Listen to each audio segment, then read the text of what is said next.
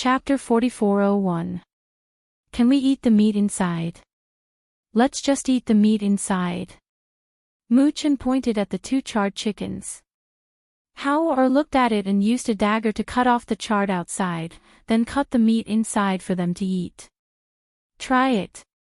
Chen-er took it and handed it to you-er first, then took a piece and ate it himself.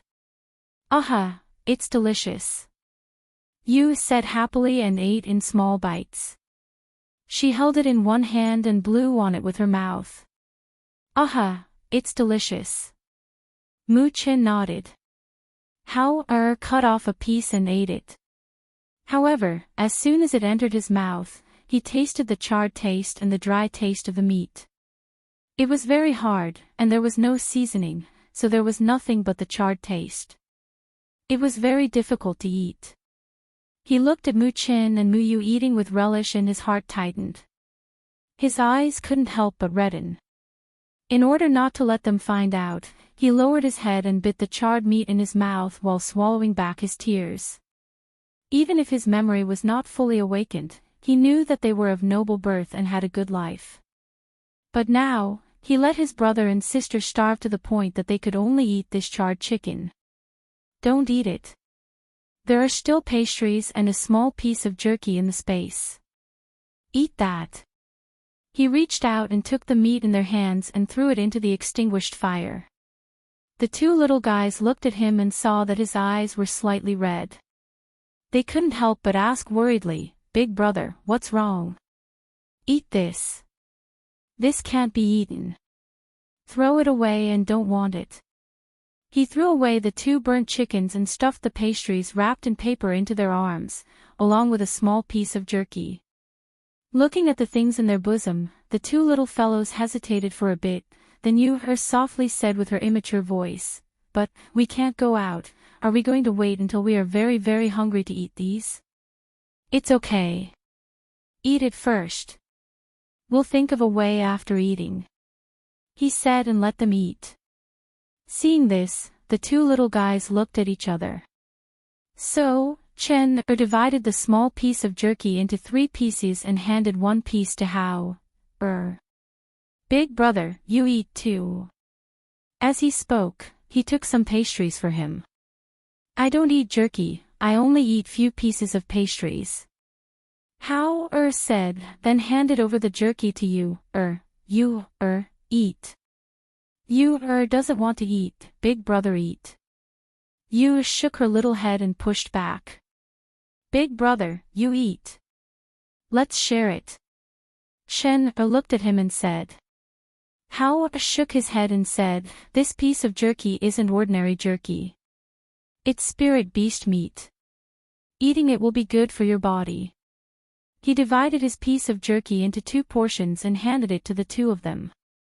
"Eat this and see if you can stimulate the spiritual power in your body. I'll give you some pills later." The two little guys looked at each other. Seeing that he didn't want to eat, they took the jerky and asked, "Big brother, will we be able to go back to find father and mother after we have spiritual power?"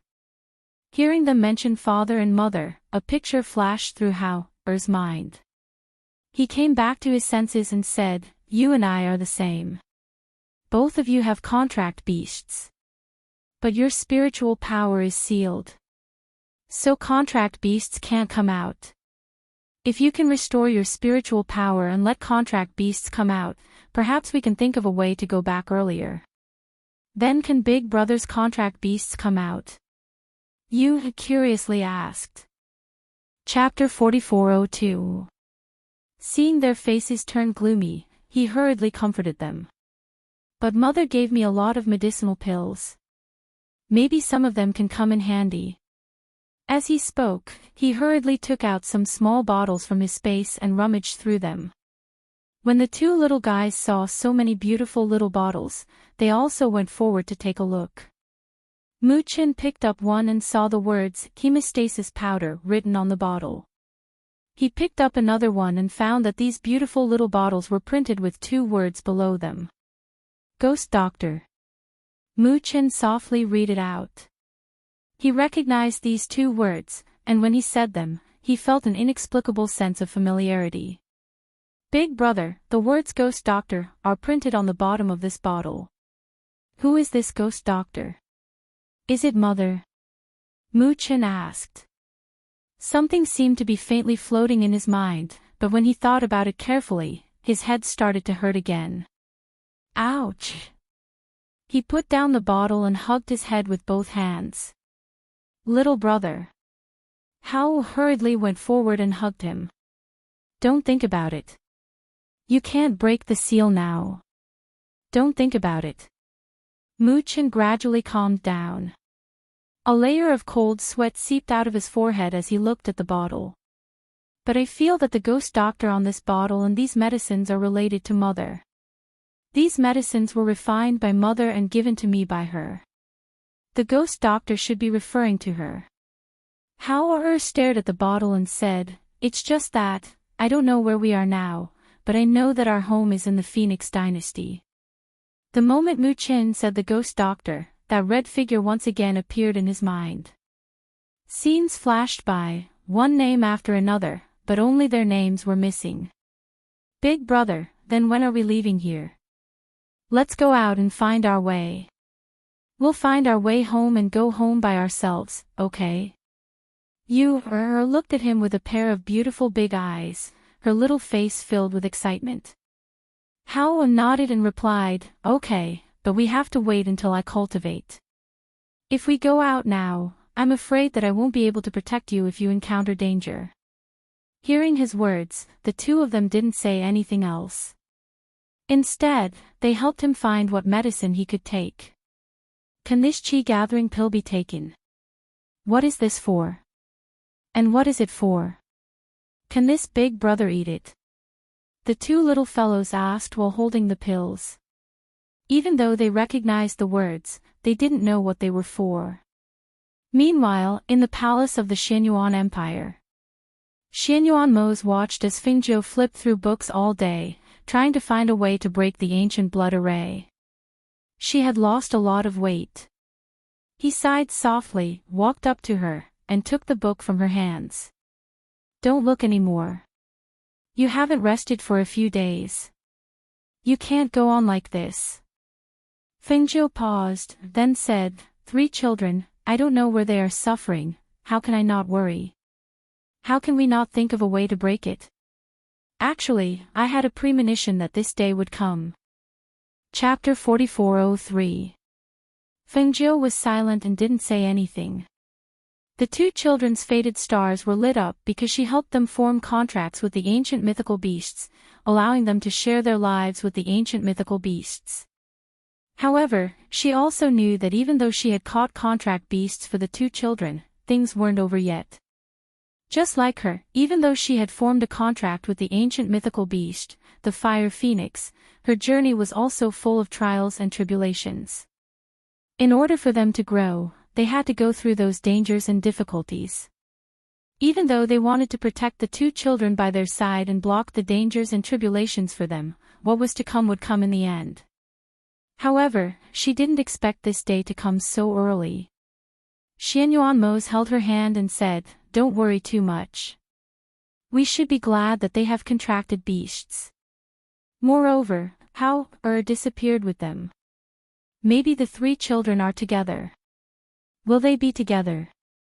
Fengzhou looked at him with some uncertainty. He held her hand tightly and said, Don't worry. They have a lot of good fortune and will definitely turn misfortune into blessing. Moreover, these 2 days, I've been thinking that the Demon Lord's blood curse ancient array broke the bloodline bond between the children and us. Therefore, I think that without our blood in Hao-er's body, the power of the blood curse ancient array will be greatly weakened. Seeing her tense expression and looking at him, he said, However, this is only my guess. Right now, we don't know which world they are in. Therefore, I think that instead of waiting here, we should go out and look for them. Even if the 3,000 worlds are in different worlds, as long as we have the heart, we will definitely find them one day. Okay. Let's go out and look for them. We'll look for them one by one. She stood up and said, I'll pack up and prepare now. With that, she turned and walked into the room. Xianyuanmo's didn't stop her. He only looked at her figure entering the room and then withdrew his gaze. Half of what he said was to comfort her, and the other half was his guess. Where were the 3 children now? None of them knew. These days, they had tried many methods, but to no avail. There was no response from the communication jades that he sent to the 3 kids. He hadn't heard from them in the past few days, but Fengjiu was getting thinner day by day. He knew that he couldn't let it go on like this. Instead of letting her stay here and wait, flipping through books all day long, it would be better to take her everywhere to search. At least this way, she would have a trace of hope and expectation every day. "Ya my lord." Du Fan walked in and bowed to him. "You came at the right time. I have something to tell you." As Xianyuanmo spoke, he looked at him and said, "It's already been a few days since the 3 children's matter. The Feng Manor still doesn't know about it. Go back personally and tell them about it. As for the Black Tortoise Sovereign, Jiu and I will go there personally. Also, Jiu and I plan on going out to look for the children. There's no need for you to follow." Hearing this, Du Fan was slightly startled. "Ya my lord, do you only plan to leave with my master? Why don't you bring 1 or 2 people with you?" Chapter 4404. "Okay, I know." Seeing that he had made up his mind, Du Fan didn't say anything more and retreated after giving a salute. On the other side, the 3 children were still in that deep mountain. They had already stayed here for several days and gradually got used to the environment here. It was worth mentioning that in these few days, Hao had been practicing his barbecue skill. Although he couldn't make the barbecue taste like the barbecue his mother made in his memory, but compared to the first time, he had already improved a lot. They also didn't need to go hunting because that Wolf King would bring them prey. Because he was worried that he couldn't protect the 2 little ones, Hao also taught Qin and Yu to practice these few days in addition to his own practice. However, their spiritual power was unable to recover, so he could only teach them some martial skills. "Big brother, I seem to have learned this before, I know it." Shen looked at the set of fist techniques he was making and felt very familiar. Immediately, he followed suit and made every punch just right. "Daddy should have taught you before. This fist technique was taught to me by Daddy." Hao said with a smile on his little face. "You seems to know it too." Yu said with her little head tilted and also followed suit. "Well, you 2 practice by yourselves. I'll go over there and practice under the tree. You 2 don't go too far. If there's anything, just call me." Hao told them to practice by themselves. He went over to the tree, sat down cross-legged and closed his eyes to practice. The 2 little guys also practiced seriously because these days their big brother told them that their daddy and mommy weren't by their side. If they encountered bad people, they had to think of a way to protect themselves. Therefore, they had to practice well and couldn't be lazy. In the deep mountain forest, the climate was relatively humid. Although there was sunshine, but the air was always a bit more damp. The 2 children practiced for the whole morning. Their clothes were wet with sweat and felt very uncomfortable. Because they didn't wash, it was more like something was biting their body. "Big brother, you is itchy here."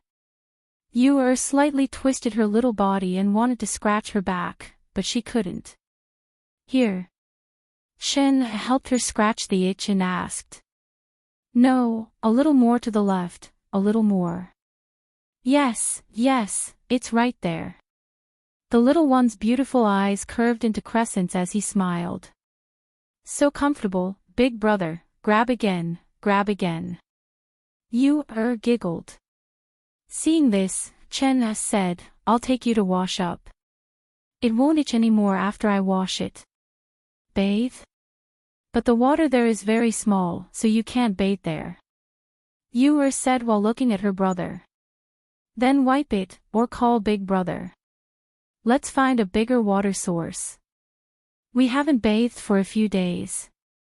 As Muchin spoke, he noticed that his clothes were no longer the original color.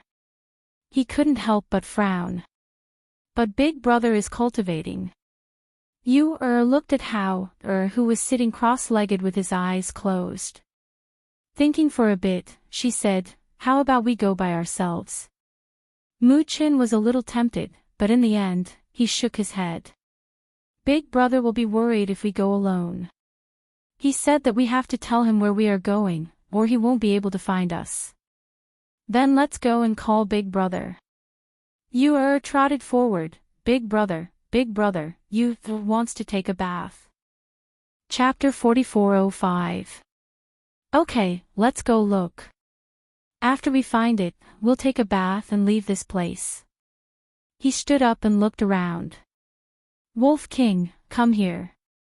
At the same time, he waved his hand. When the Wolf King heard his voice, it crawled up from the grass. Seeing him waving at it, it paused for a moment before carefully walking over and howling in a low voice. Lie down. Hao patted its rear, and the Wolf King lay down. Come, sit on its back. We'll ride it to look for it. As Hao spoke, he carried Chin to the front and then carried you to sit on it. He sat at the back. Little brother, hold on to its fur and don't fall. You have to clamp its body with your legs. Hao taught him from behind. Okay. Muchin responded and lay down slightly. His hands tightly gripped the Wolf King's fur and his legs clamped tightly on its body. In response, the Wolf King looked back at them and did not move. It just waited for them to sit properly. You carried Chin in front and Hao at the back stretched out his hands to protect them so that they would not fall in the process of running. Go to the front. Hao clamped its waist like riding a horse and shouted.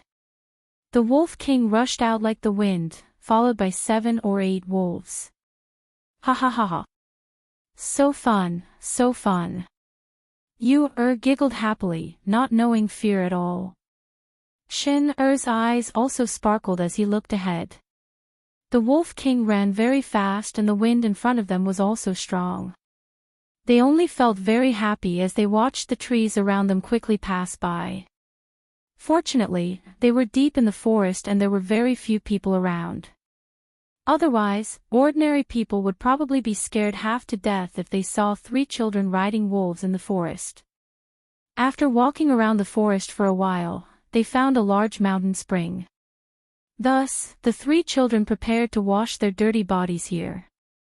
Big Brother, what if you doesn't have clean clothes to wear after bathing? The little one blinked and looked at him. She realized that her big brother had a solution for everything. It's okay. You go down and wash first. After washing, wear my clothes. I'll help you wash your clothes and then dry them. Hao said. Seeing that Chin couldn't untie his belt, he went forward and said, let me do it. When Muchin saw that the belt that he had been trying to untie for a long time was untied, he thanked him happily. Thank you, Big Brother. Hurry up and wash up, but you can't wash for too long. The spring water is too cold. You'll get sick if you wash for too long. Hao looked at the sun above. Fortunately, it was noon and the temperature was warmer. Okay. The 2 little guys responded. Muchin took off his clothes first and shyly covered the little bird between his legs as he got into the water. You pulled her knotted hair and shouted, Big Brother, my hair is knotted. Hao was in the process of putting away Chin's clothes to one side. After hearing Yu's words, he saw that she had taken off her outer garment and was standing there pulling her hair while wearing only a small inner garment, so he said, Big Brother will help you wash your hair first. Come here. Yu obediently walked over, and was carried by him. Her body was laid flat on his lap, and her head was slightly lowered, dipping into the spring water. Wash your face first. It will be a little cold. How said and carefully wiped her little face with a small handkerchief. After letting her adapt to the spring water, he helped her wash her hair.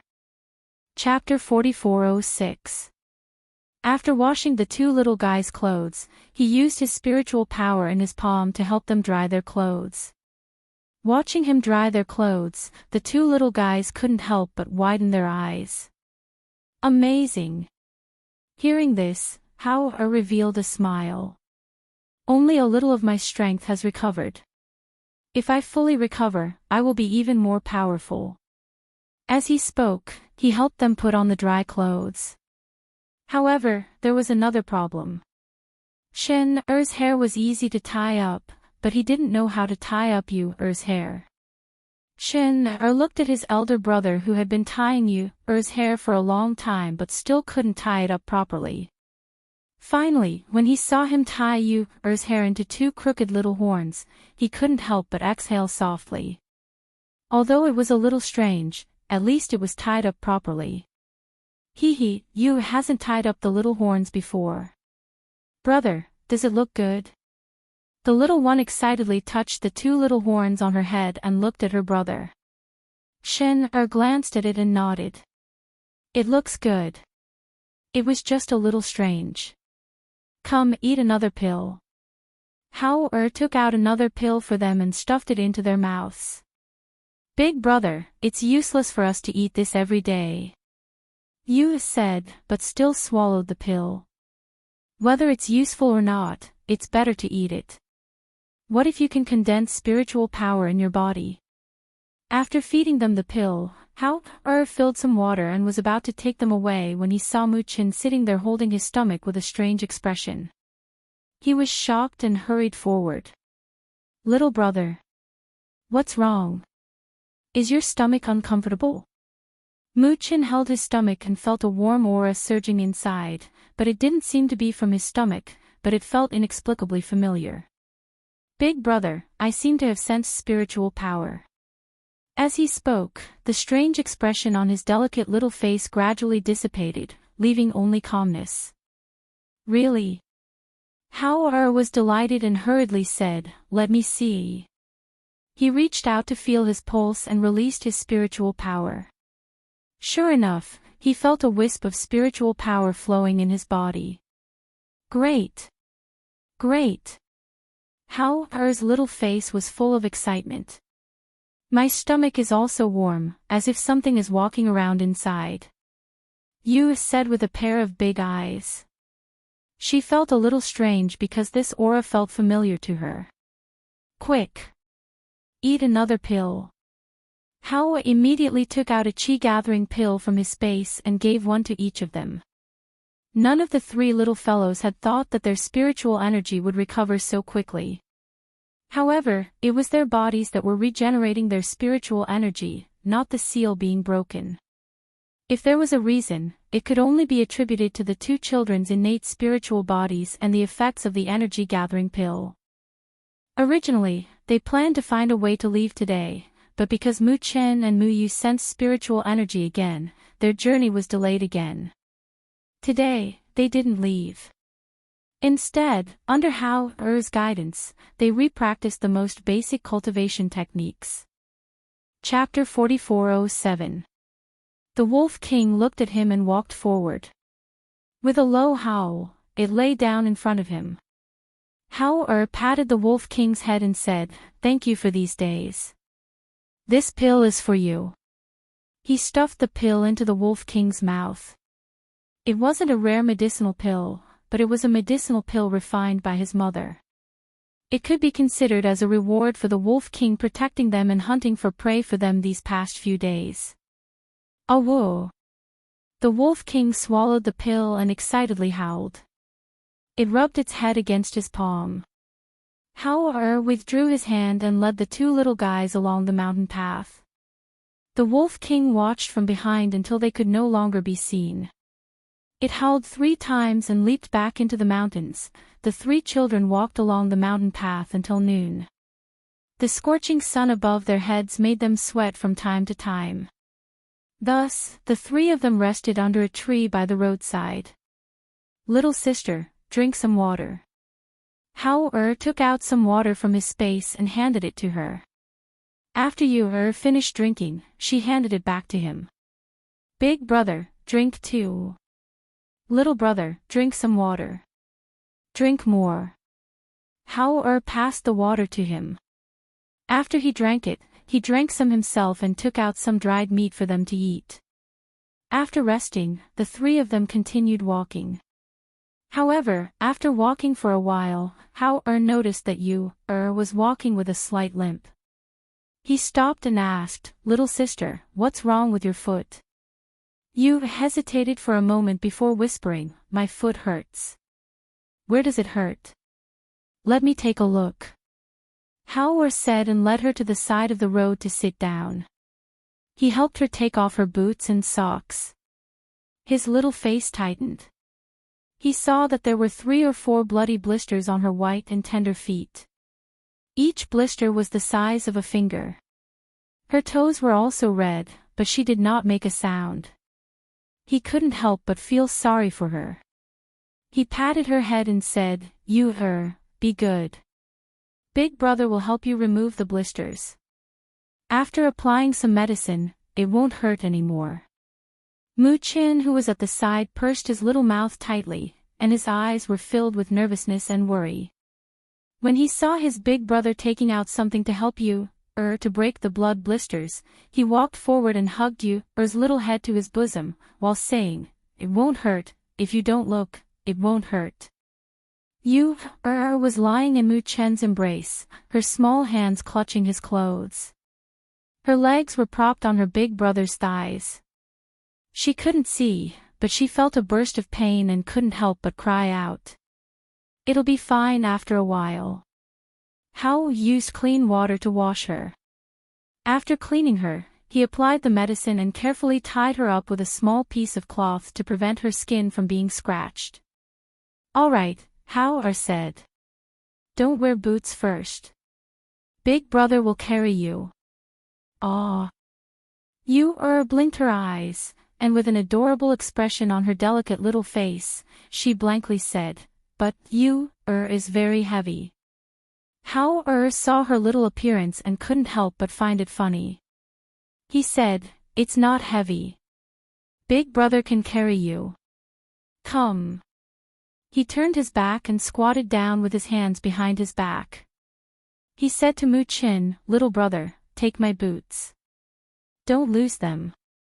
Muchin responded and helped Yu onto his back. Then, he took the boots and walked beside them. Chapter 4408. The little one smiled and squinted his eyes, obediently lying on his back. Along the way, he happily chatted with the two of them. After walking for a long time, he asked, "Big brother, are you tired? Yu can come down and walk by herself." "Not tired, big brother can carry me." How said and shook his head. "Then Yu will help big brother wipe his sweat." She saw sweat on his forehead and used her sleeve to help him wipe it. Feeling the little one's clumsy little hand randomly wiping his forehead, How's eyes flashed with a touch of warmth. "If you are hungry or thirsty, tell big brother." "Yes, yes." The two nodded in response. They walked and rested all the way. When the sky gradually darkened, they saw a small village. "There is a small village in front." Yu excitedly pointed to the front and said. How and Chin also showed a smile. After walking for a whole day, they had been walking along the mountain road until now when they saw people. "Let's go take a look and inquire about where this place is." How said and carried Yu and took Chin to turn a corner and walked along the mountain road to the small village. At this time, it was evening. In this remote mountain village, more than 10 families were cooking. Smoke rose from the chimneys and the fragrance of the food also spread. Coming to the village, smelling the fragrance of the food from each family, the eyes of the 3 children who had been eating barbecued meat for several days could not help but brighten. "It smells so good." Yu sniffed with her small nose and smelled the fragrance of the food with a greedy face. Big brother, let little sister sit here for a while. Muchin pointed to a stone next to him and said. Okay. Hao agreed and put her down. He said to the two children, you two wait for me here, I will go ahead and ask. After telling them not to run around, he went to the front of the house. Where did the children come from? A woman in her 30s came out and splashed the water in her hand in front of the door. She saw the three children at the entrance of the village. This place was remote and usually very few people came here. The more than 10 families in the village were familiar with each other, and at this time, hearing the woman's words, the people in the next house stretched out half of their body to look. There are really children. Where did they come from? Why don't I see my lord? Another woman in her 40s said. She walked out and looked around. Seeing that there were no adults, only the three children, she couldn't help but feel strange. Hao didn't have much contact with people in the past. Coupled with his cold personality, he looked indifferent at such a young age. However, he was handsome and had an outstanding temperament. At a glance, one could tell that he wasn't a child from an ordinary family. Among the villagers who gradually gathered around, there were women, men, and old people. Finally, an old man with a wooden walking stick in his hand stroked his beard and looked at Hao. He asked, child, where are you from? Where is my lord? Hao's gaze swept across the crowd and finally landed on the old man. He cupped his hands and bowed respectfully. Grandpa, my younger brother and sister were separated from our family. Can you let us rest here for the night? Separated. Chapter 4409. The old man turned around and looked at the woman next to him. Old woman, don't we still have an empty house? Tidy it up and let the three children rest. Okay. The old woman in her 50s or 60s responded with a smile. Her face was full of kindness. You can come to my house to rest. I am the village chief of this village. My house is behind there. The old man pointed to the house behind and said with a smile. I have 2 grandsons at home who are about the same age as you. Thank you, Grandpa Village Chief. Hao thanked him. As soon as his voice fell, 2 young voices came from the side. Thank you, Grandpa Village Chief. Muchin helped move you over. He had already put on his boots, but he still walked with a limp. Good, let's go. Come to my house. It just so happens that my family is cooking. Let's eat together. He looked at the 3 children with pity in his heart. Children of this age were about the same age as his grandsons, but they were wandering outside. It was really pitiful. The people of the remote mountain village were also simple. When they saw the 3 children wandering outside, they also felt pity for them. When they saw that the 3 children were so delicate and their behavior was so different from ordinary children, they were even more envious. They really didn't know what kind of people their parents were. They actually gave birth to such well-behaved and sensible children. Looking at the 3 children and then comparing them with their own brats, the parents could only shake their heads helplessly and bitterly. Originally, they felt that their children were well-behaved and sensible, but compared with others, they really couldn't be compared. Eating at the old village chief's house, watching the 3 children eat a big bowl of rice and drink a bowl of soup, the old village chief and his wife looked at each other and secretly thought that these 3 children were probably starving. Eat slowly. If it's not enough, there's still more. The old village chief said and gave them some vegetables and meat. Thank you, Grandpa Village Chief. You is full. You finished eating the rice and vegetables in the bowl. Touching her full stomach, she smiled and narrowed her beautiful eyes. It's good that you're full. You can't eat too much at night, otherwise it won't be easy to digest. The old village chief smiled as he looked at the cute little girl. He couldn't help but pat her head and said kindly, in a while, you two go take a bath and then go to sleep. Have a good rest. N. You are answered with a beaming smile. You've just eaten, so don't take a bath. You can go later. The water is already boiling at the back. You can take a bath in a while. The old woman said as she brought over a small stool for them to sit and rest. Where is your home? This village is still far from the town. It will take you a long time to reach the town by yourself. The old village chief said, looking at the three of them. Hearing what was said, Chen and Yu both didn't speak, but instead looked at their eldest brother at the same time. Hao thought for a moment and said, Grandpa Village Chief, have you heard of the Phoenix Dynasty? Hearing this, the village chief stroked his beard and frowned in contemplation. Phoenix Dynasty. He shook his head. I've never heard of it. What kind of place is that? Is it very far from Jian and Nation? Hearing Jian and Nation that he had never heard of before, Hao's eyes flashed. He was silent for a moment and asked again, then, Grandpa Village Chief, have you heard of the Ghost Doctor? Chapter 44:10. The old village chief looked at the three of them and said, Why are you asking this? If you want to find someone or a place, wait until you return home and let your parents find it.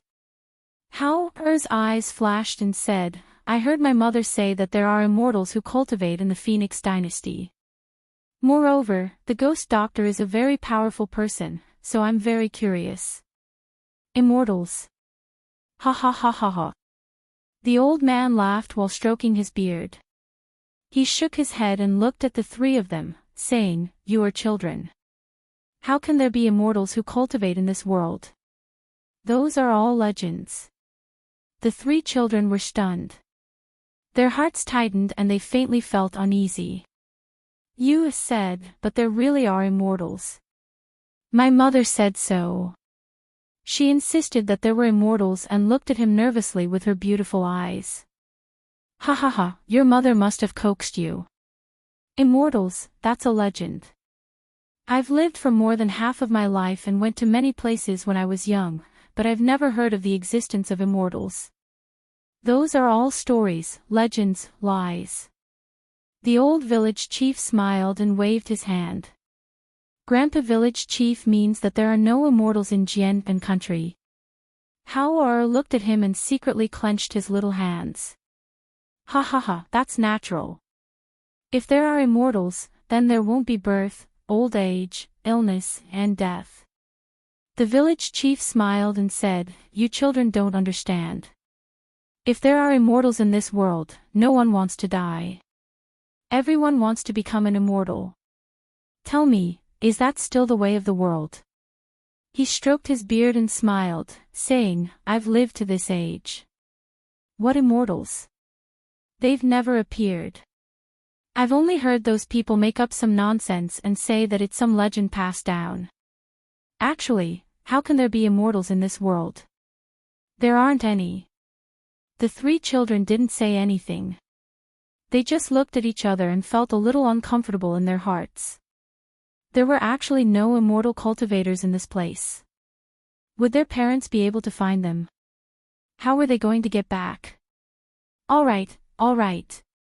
You guys, quickly go take a bath and have a good rest. Stay here for a few days first.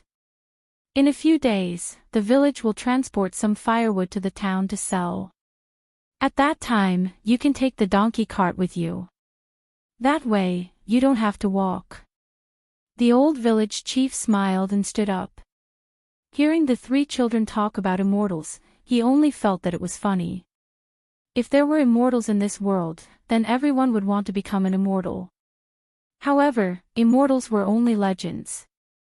No one had ever seen one. As soon as the old village chief left, 2 7- or 8-year-old boys came to their side and looked at them curiously. Are there really immortals?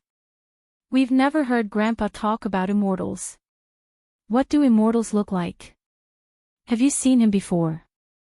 Hao and the other two looked at each other, stood up, and said, We're going to bathe and sleep. At night, 3 children were lying on a big bed, but all three of them were unable to sleep. They opened their eyes and looked at the pitch-black top of the bed. You tossed and turned, and couldn't help but sit up, then softly said in a soft voice, Big brother, why did Grandpa Village Head say that there is no immortal? Can we still go back to find father and mother? Can we still go home? Muchin also sat up and said, There is, but they have never seen it. Chapter 44:11. Because Ur's foot blisters had not yet healed, and the village head said that they would have a donkey cart to go to town in a few days, and the rest stayed here for a few more days. The folk customs in the village were simple. Seeing that the three children were handsome and delicate, they treated them well. Whoever had something to eat at home would give them some. On this day, the two grandsons of the village head came to the door of Ur's room with a few eggs. Sister we brought you some food. Shen came out to open the door and his gaze fell on the eggs in their hands. Poked her head out from behind. When she saw the two of them, she smiled and squinted her eyes. She was very likable. Brother Dawa, brother Erwa. Here, these are the eggs that Grandma just cooked. We brought some for you. The two children handed the eggs in their hands to them and asked, Do you want to go out and play with us? Muchin and took the eggs, thanked them, and shook their heads. No. Hearing this, the two children were a little strange and said, You don't go out every day and just stay in the room like this. Children should go out and play more often. No, and brother have to memorize. We don't want to play. The little one smiled and squinted his eyes. Brother Dawa, brother Erwa, go and play. We're going in. Okay then.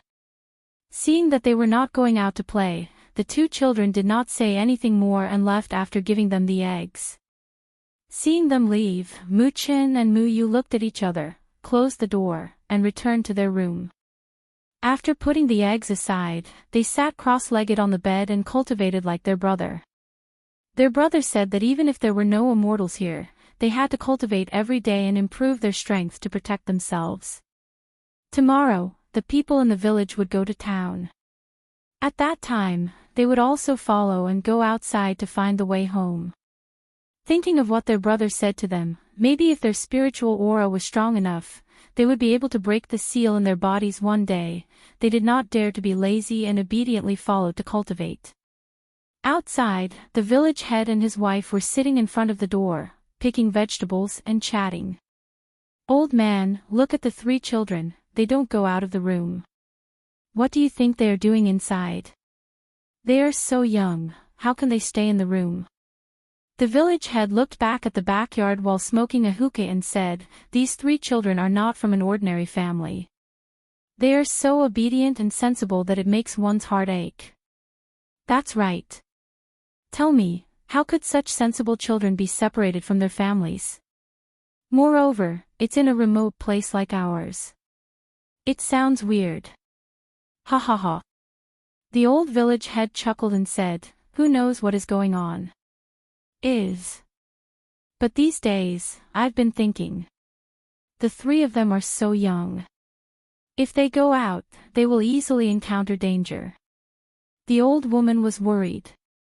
Chapter 44:12. Their parents are really too much. Their children are wandering outside, why didn't they send someone to look for them? Sigh, they're really open-minded. The old woman picked up the vegetable she had chosen and said, I'm going to cook. There's soup inside. It's just right to nourish the children's bodies. The next day, before dawn, several men were busy at the village gate, folding bundles of firewood and putting them on the donkey cart. How, and the other two watched from the side. A man next to them smiled and said, Village chief, why do you want to go to the town? If you want to buy anything, just let us know. We can buy it back. You don't have to run back and forth like this. Sigh, it's because my legs and feet have been acting up these few days. I need to go to the town to have a look. Otherwise, I won't be able to sleep at night because of the soreness. The old village chief said and said to the old woman beside him, Okay, go back. We can make it back by night. Be careful on the road. Go early and come back early. The old woman said and stuffed the pancakes she had made into How's hands for them to eat on the road. Come, sit up here. The man carried you onto the donkey cart. When he was about to carry Chen said, I can do it myself. With that, he climbed up by himself. How saw him climb up and also sat up. The old village chief and the man driving the donkey cart sat in front. Sit down, we're setting off. The man shouted and threw the target in his hand. He drove the donkey cart along the mountain path. After watching the donkey cart leave, the old woman returned to the house. The old woman couldn't sleep anymore, so she went to tidy up the house where the 3 children had stayed for a few days. However, she didn't expect to see a shiny gold coin on the table. This is. The old woman was startled. She picked it up and looked carefully. She couldn't help but be surprised. How could there be a gold coin? This gold coin was equivalent to 100 silver coins. For ordinary people like them, this was a lot of money. On the way, How sat cross-legged in the back and cultivated. The old village chief and the man sitting in front knew that they were sitting in the back and didn't worry about anything else. They just chatted with them from time to time. At the back, Yu and Mu Chen were eating pancakes when they heard the hushed voice coming from the front.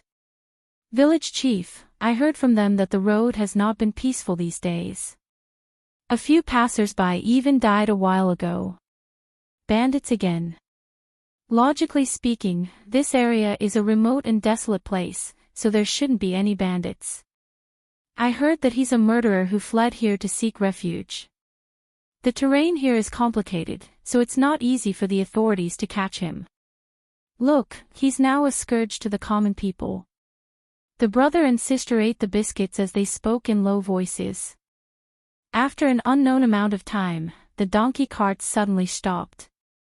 Immediately after, there was the sound of swords clashing against each other. Looking at the dozen or so people who suddenly appeared in front of them and surrounded them, the old village chief and the man's faces turned pale and their bodies trembled. Mountain bandits. Ha ha ha ha ha. I was worried that no one would come knocking on my door in the next few days. What are you waiting for? Get off the car. Take out all the money. The man in the lead laughed loudly with his hands on his hips. He ordered people to drag the old village chief and the man off the donkey cart. Chapter 44:13. Hearing this, the old village chief panicked and hurriedly said, Sir, those are my 3 grandsons. Please be magnanimous. Get lost. The leader of the bandits kicked the village chief to the ground and gestured, Bring those 3 brats down.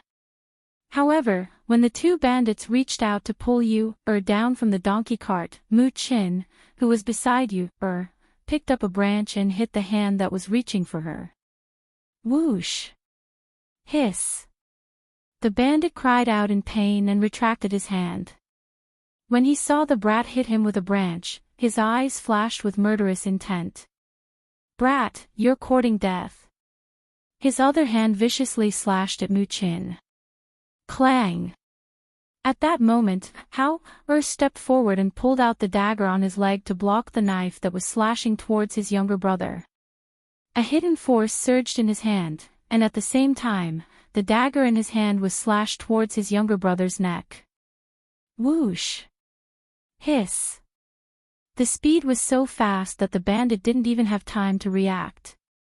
He only sucked in a breath of cold air before his eyes widened and he fell backwards in fear. Thud! His body fell to the ground and blood seeped out from his neck, staining the sand red. Everyone outside was stunned. However, Hao's hand trembled as he held the dagger tightly. His small face was cold and stern as he stared at the dead bandit on the ground with determination and coldness in his eyes. He spoke clearly to his sisters-in-law, who were staring at the scene with wide eyes. Mother said to never show mercy to those who want to kill you. Before they can kill you, you have to kill them first. He took a deep breath and looked at Mu Chen and Mu Yu. Do you remember? Yes. The two little guys recovered. Although there was a trace of fear in their eyes, it was more of determination. The village chief and the leader looked at the bandit on the ground in shock. They watched him twitch on the ground until he breathed his last. In just a short while, they could not help but hold their breaths and look at the three children who came out from behind the curtain. When the leader saw his brother killed, he thought that there was someone powerful hiding in the donkey cart. He did not expect that there were only 3 children coming out from behind the curtain. Among the 3 children, the oldest was no more than 8 or 9 years old, and the youngest was no more than 3 years old. However, they looked very delicate and outstanding. With one look, one could tell that they were not the old man's grandchildren as the old man had said. However, at this moment, the older child was holding a dagger in his hand and looking at him with a stern little face. That kind of gaze made him feel an inexplicable chill in his heart, but after he recovered, he felt a little embarrassed and angry. He was actually intimidated by an 8 or 9-year-old child. Damn it! What are you waiting for? Capture them for me. The man in the lead shouted as he waved his knife and ordered his men to step forward. Take care of yourselves. Hao said and held the dagger tightly in his hand. In the next moment, his figure flashed forward. Even if his cultivation hadn't recovered, with his body movements and the training he had received, his instinctive attacks were already unstoppable for those lowly bandits. Hao did not leave anyone alive and slaughtered the dozen or so bandits one by one. When the leader saw the dead people on the ground, his face turned pale with fright and he turned to run. Chapter 44:14. He's flying. The old village chief and the burly man were dumbfounded. They could only see a visible stream of air condensing under his feet. Then, with a tap of his foot, he flew more than 10 meters away. Just as the burly man was about to attack with his dagger, the bandit suddenly turned around and raised his hand. Xiao! An arrow shot out from his sleeve. Whoosh! Hao quickly dodged. His body's instinctive reaction had already evaded when he sensed danger. At the same time, he attacked with his palm. The 8 or 9-year-old child hit the bandit several meters away. Pfft! The bandit spat out a mouthful of blood and fell to the ground. He looked in horror at the child who was walking towards him step by step. Who are you? Hao didn't speak. Instead, he stepped forward and slit the bandit's throat. When the old village chief and the burly man saw this, their legs went soft and they fell to the ground. Their bodies were trembling. They didn't know if it was because they saw more than 10 bandits dead, or because they were frightened by Hao's ruthlessness, or because they saw something they shouldn't have seen. No one knew that Hao's hands were trembling. After he killed the last bandit, he didn't stand up for a long time. Until the 2 little fellows trotted to his side. Big brother, how are you? Her soft voice was filled with unconcealable concern. 2 identical little faces looked at him worriedly. Hearing their voices, Hao took a deep breath and turned around. I'm fine. Grandpa village chief and the others seemed to be frightened. Yu obediently tugged at Hao's sleeve, indicating for him to look at the 2 people sitting on the ground. Grandpa village chief, uncle. Hao walked over and looked at them. The 2 looked at him with complicated expressions. You. Grandpa village chief, if I didn't kill them, they would have killed us. Hao's little face was cold. He said, my brother and sister are still young. They can't protect themselves, so I have to protect them. Moreover, my mother said to never show mercy to those who want to kill us. So, they all have to die. The village chief and the burly man also knew that those bandits killed people without batting an eyelid. However, when they saw those bandits, who killed without batting an eyelid, being killed by a child who was not even 10 years old, they still found it unbelievable. Were all the children of the aristocratic families out there already so powerful? Also, they seemed to have seen him fly up earlier. Grandpa village chief, uncle, my big brother is a good person, they are bad people.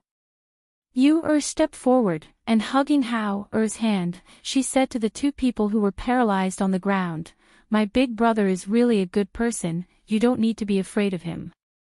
The tender voice entered their ears softly.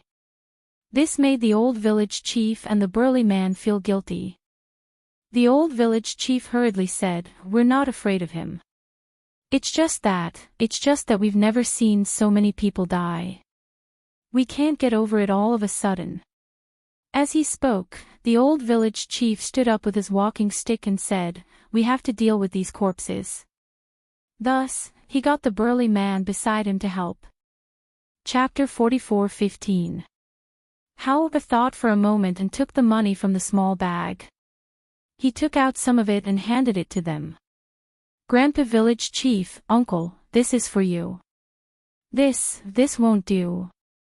They hurriedly waved their hands. We didn't do anything.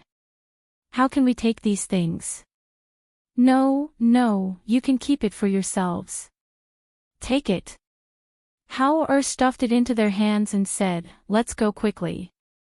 Seeing this, the burly man looked at the village chief and then looked at the money in his hands. He was a little troubled. Just take it. The old village chief thought for a moment and let him take it. He then reminded him, you're young.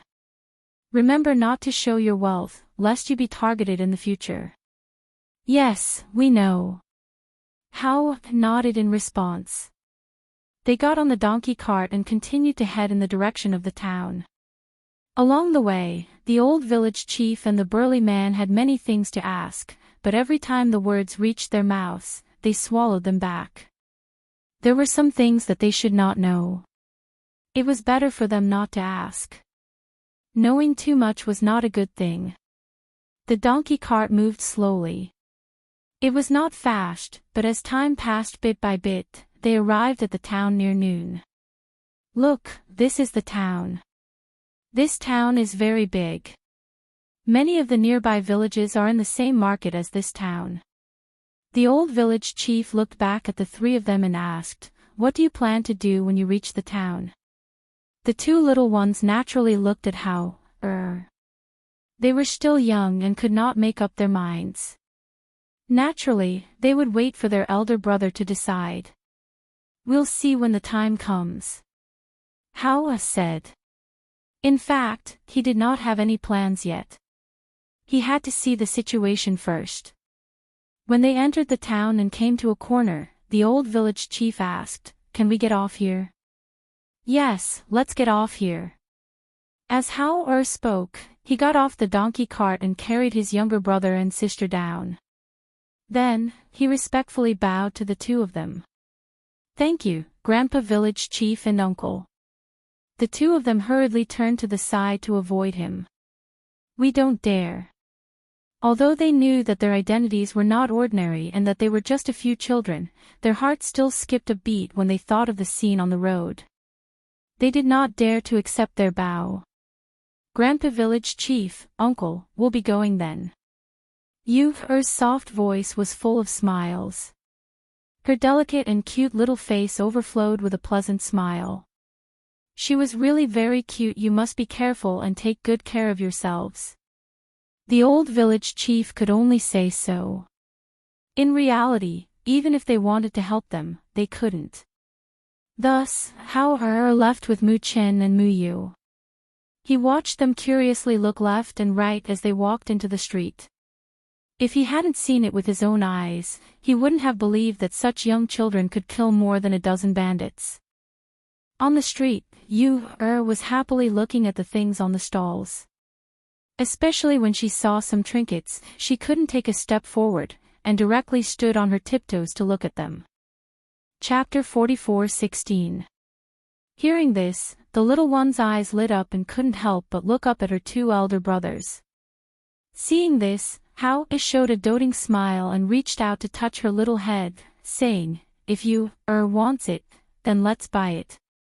As he spoke, he saw that Chin was also staring at the clay figurines, so he said to the peddler, "Make one for each of them according to their appearance." "Okay, just wait for a while." The peddler was delighted and immediately used various colored clay figurines to make them according to their appearance.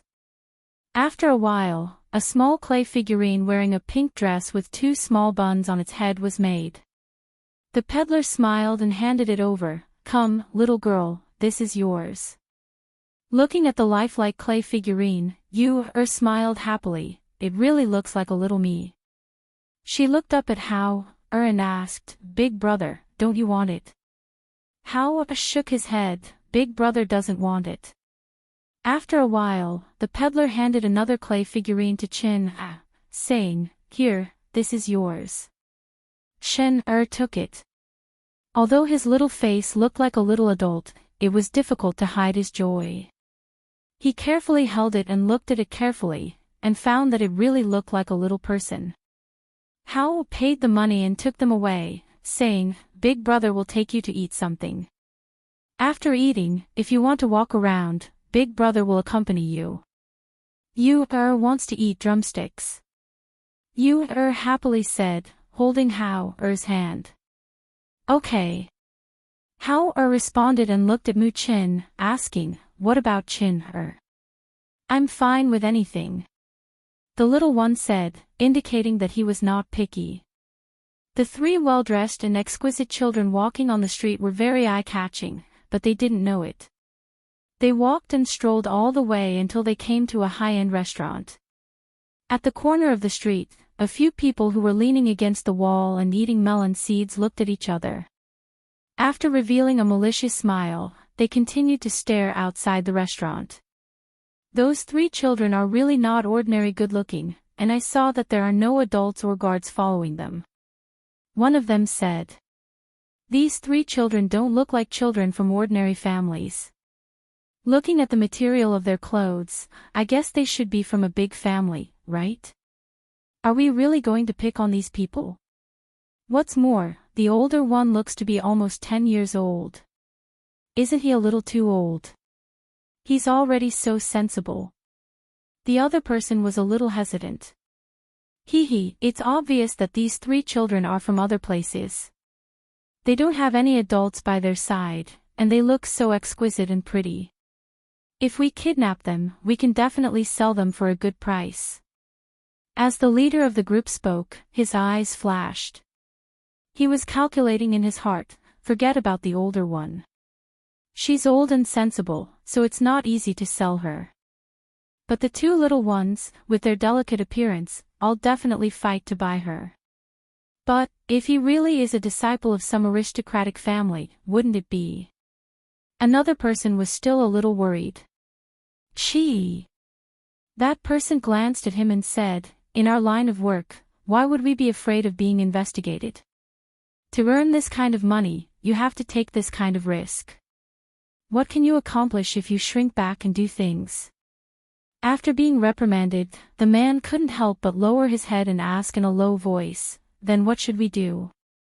Chapter 44:17. At the same time, the three children in the restaurant did not know that they had been targeted. At this moment, the three of them were sitting in the restaurant. The waiter looked at them and asked with a smile, "Young master and young miss, what would you like to eat?" However thought for a bit and said, "Give us a few of the more delicious dishes in your restaurant, and also a stewed chicken soup and 3 bowls of rice." Then he asked, "Do you have any pastries?" Hearing this, the waiter was slightly surprised because he heard that they wanted 3 bowls of rice and saw that there were only 3 of them, but no adults were accompanying them. He suppressed his surprise and hurriedly said, "Yes, yes, yes. Our restaurant's osmanthus cake and lotus cake are the most delicious. Do you want to order one of each?" Okay, that's all. Hao said. Okay, please sit for a while. The waiter was about to turn around and leave, but he stopped and asked, do you have any adults accompanying you? What's wrong? Hao's face turned cold, and there was some displeasure in his eyes. The waiter was a waiter and was good at observing people's expressions. Seeing his face turn cold, he hurriedly said with a smile, young master, don't misunderstand. It's just that you don't have any adults accompanying you, and you ordered these dishes. Do you have money to pay? Hearing this, Hao glanced at him and took out a money bag from his lapel and put it on the table. Do you think I have money to pay? Seeing that heavy money bag, the waiter immediately smiled and said, please wait a moment. The dishes will be served immediately. It was not that he wanted to ask this, but the restaurant's rules were like this. After all, they were also afraid of eating without paying. Not long after, the dishes were served one after another. Smelling the fragrance of the food, the three children had a big appetite. The two children were relatively short, so they couldn't reach the dishes on the table while sitting on the chair. Therefore, Hao called the waiter to bring 2 small stools for them to sit on. Come, eat a bit more. Hao helped them pick up the dishes and said, eat slowly, don't eat too fast. He also helped them ladle a bowl of soup and slowly ate by himself. Big brother, the dishes here are delicious. Yu smiled and narrowed her eyes. She pointed at the ribs in the middle and said, I want to eat that. Okay, I'll help you. Eat more if it's delicious. Hao looked at her cheeks bulging like a little squirrel and couldn't help but smile dotingly. Chen, what do you want to eat? I'll help you. He looked at Mu Chen and asked. No, I can. Mu Chen said he picked up the dishes himself. The 3 children were not accompanied by an adult, but they were eating on the 2nd floor of this high-end restaurant. Naturally, it attracted the attention and curiosity of many people, especially after seeing the 3 children's outstanding appearance. They were even more surprised. This kind of first-class appearance did not belong to ordinary people. Moreover, the material of the clothes on the 3 of them was also a rare high-quality material. However, looking at the 3 of them looked very unfamiliar. They should not be local people. Across the table, an elegant man was drinking and chatting with a few friends. When he saw the 3 children, he also took a second look at them.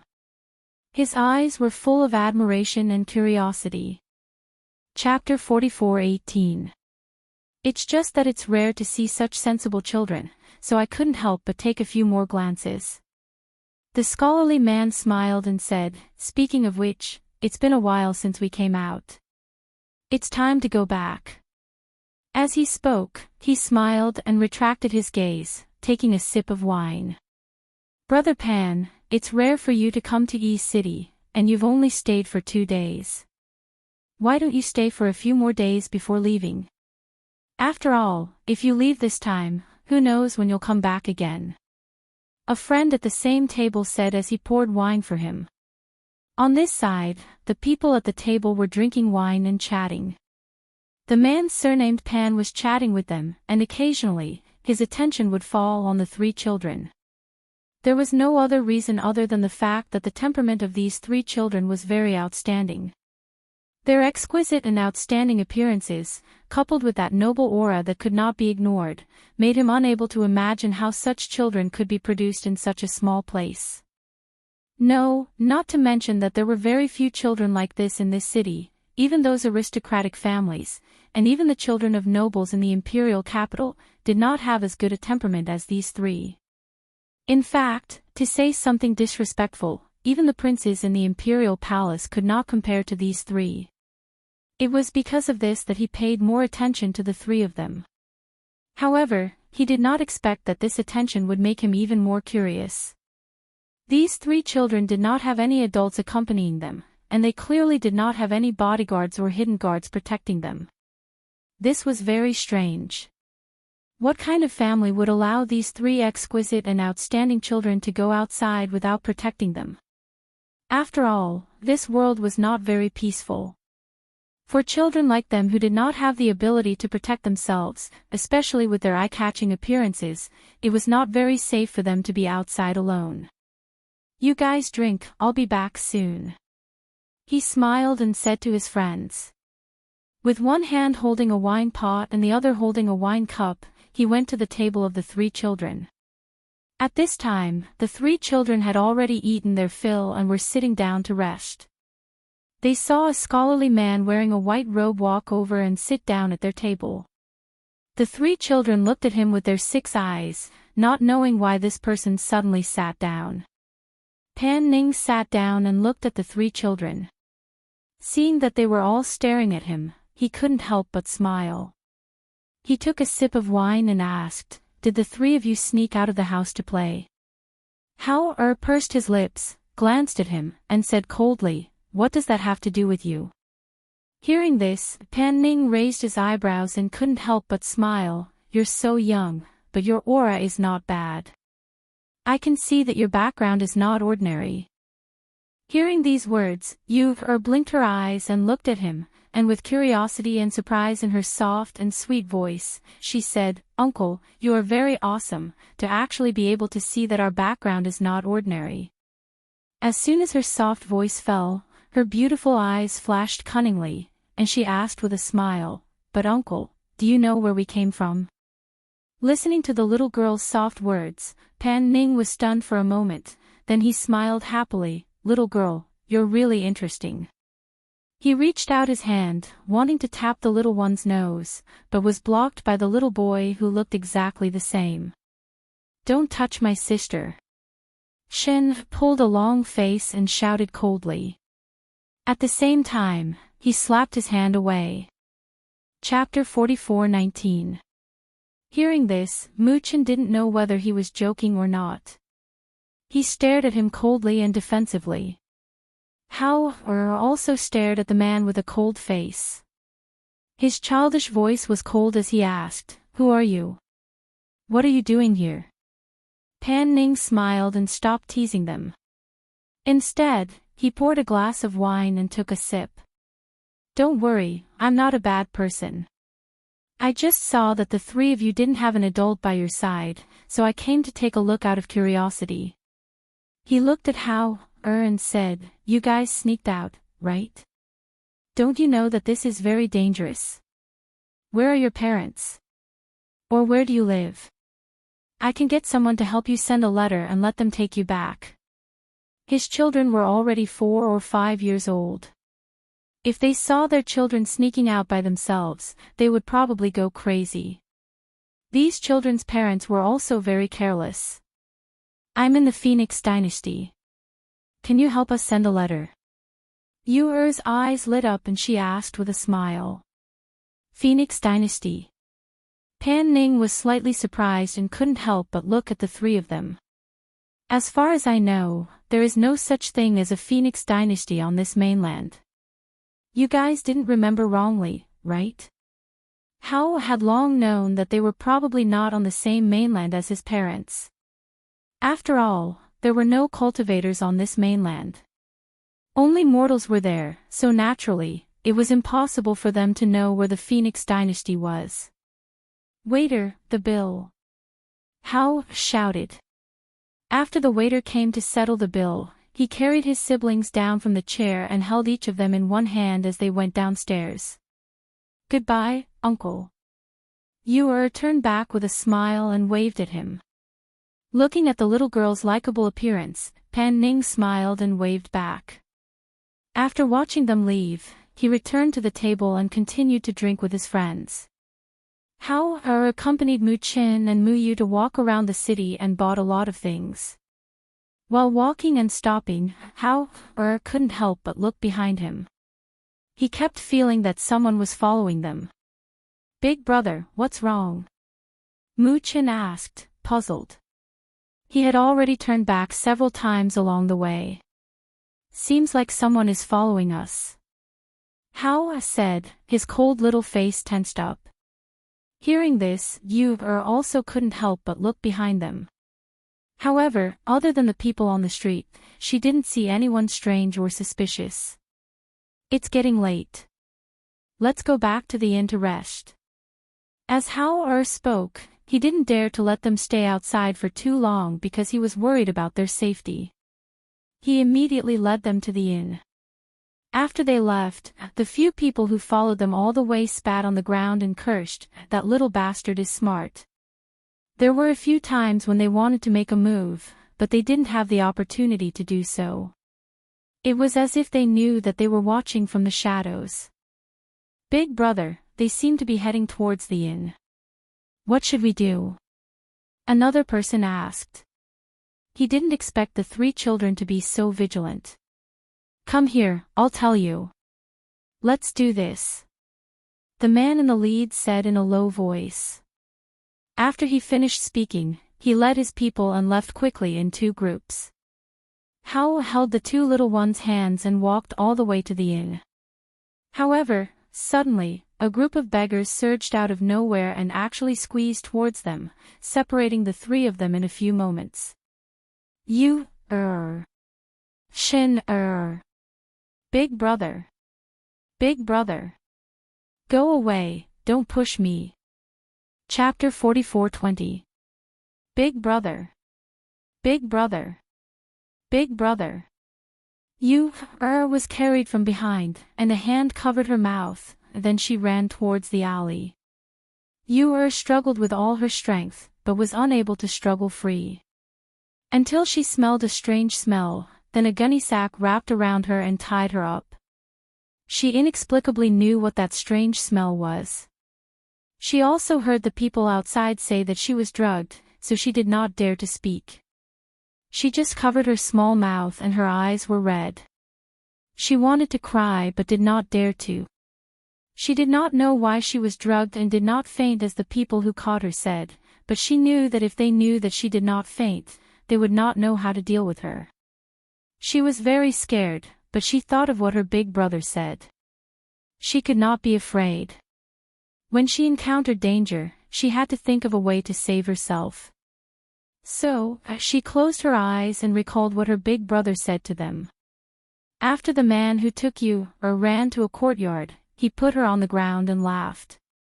"How is it? Big brother, my idea is good, right?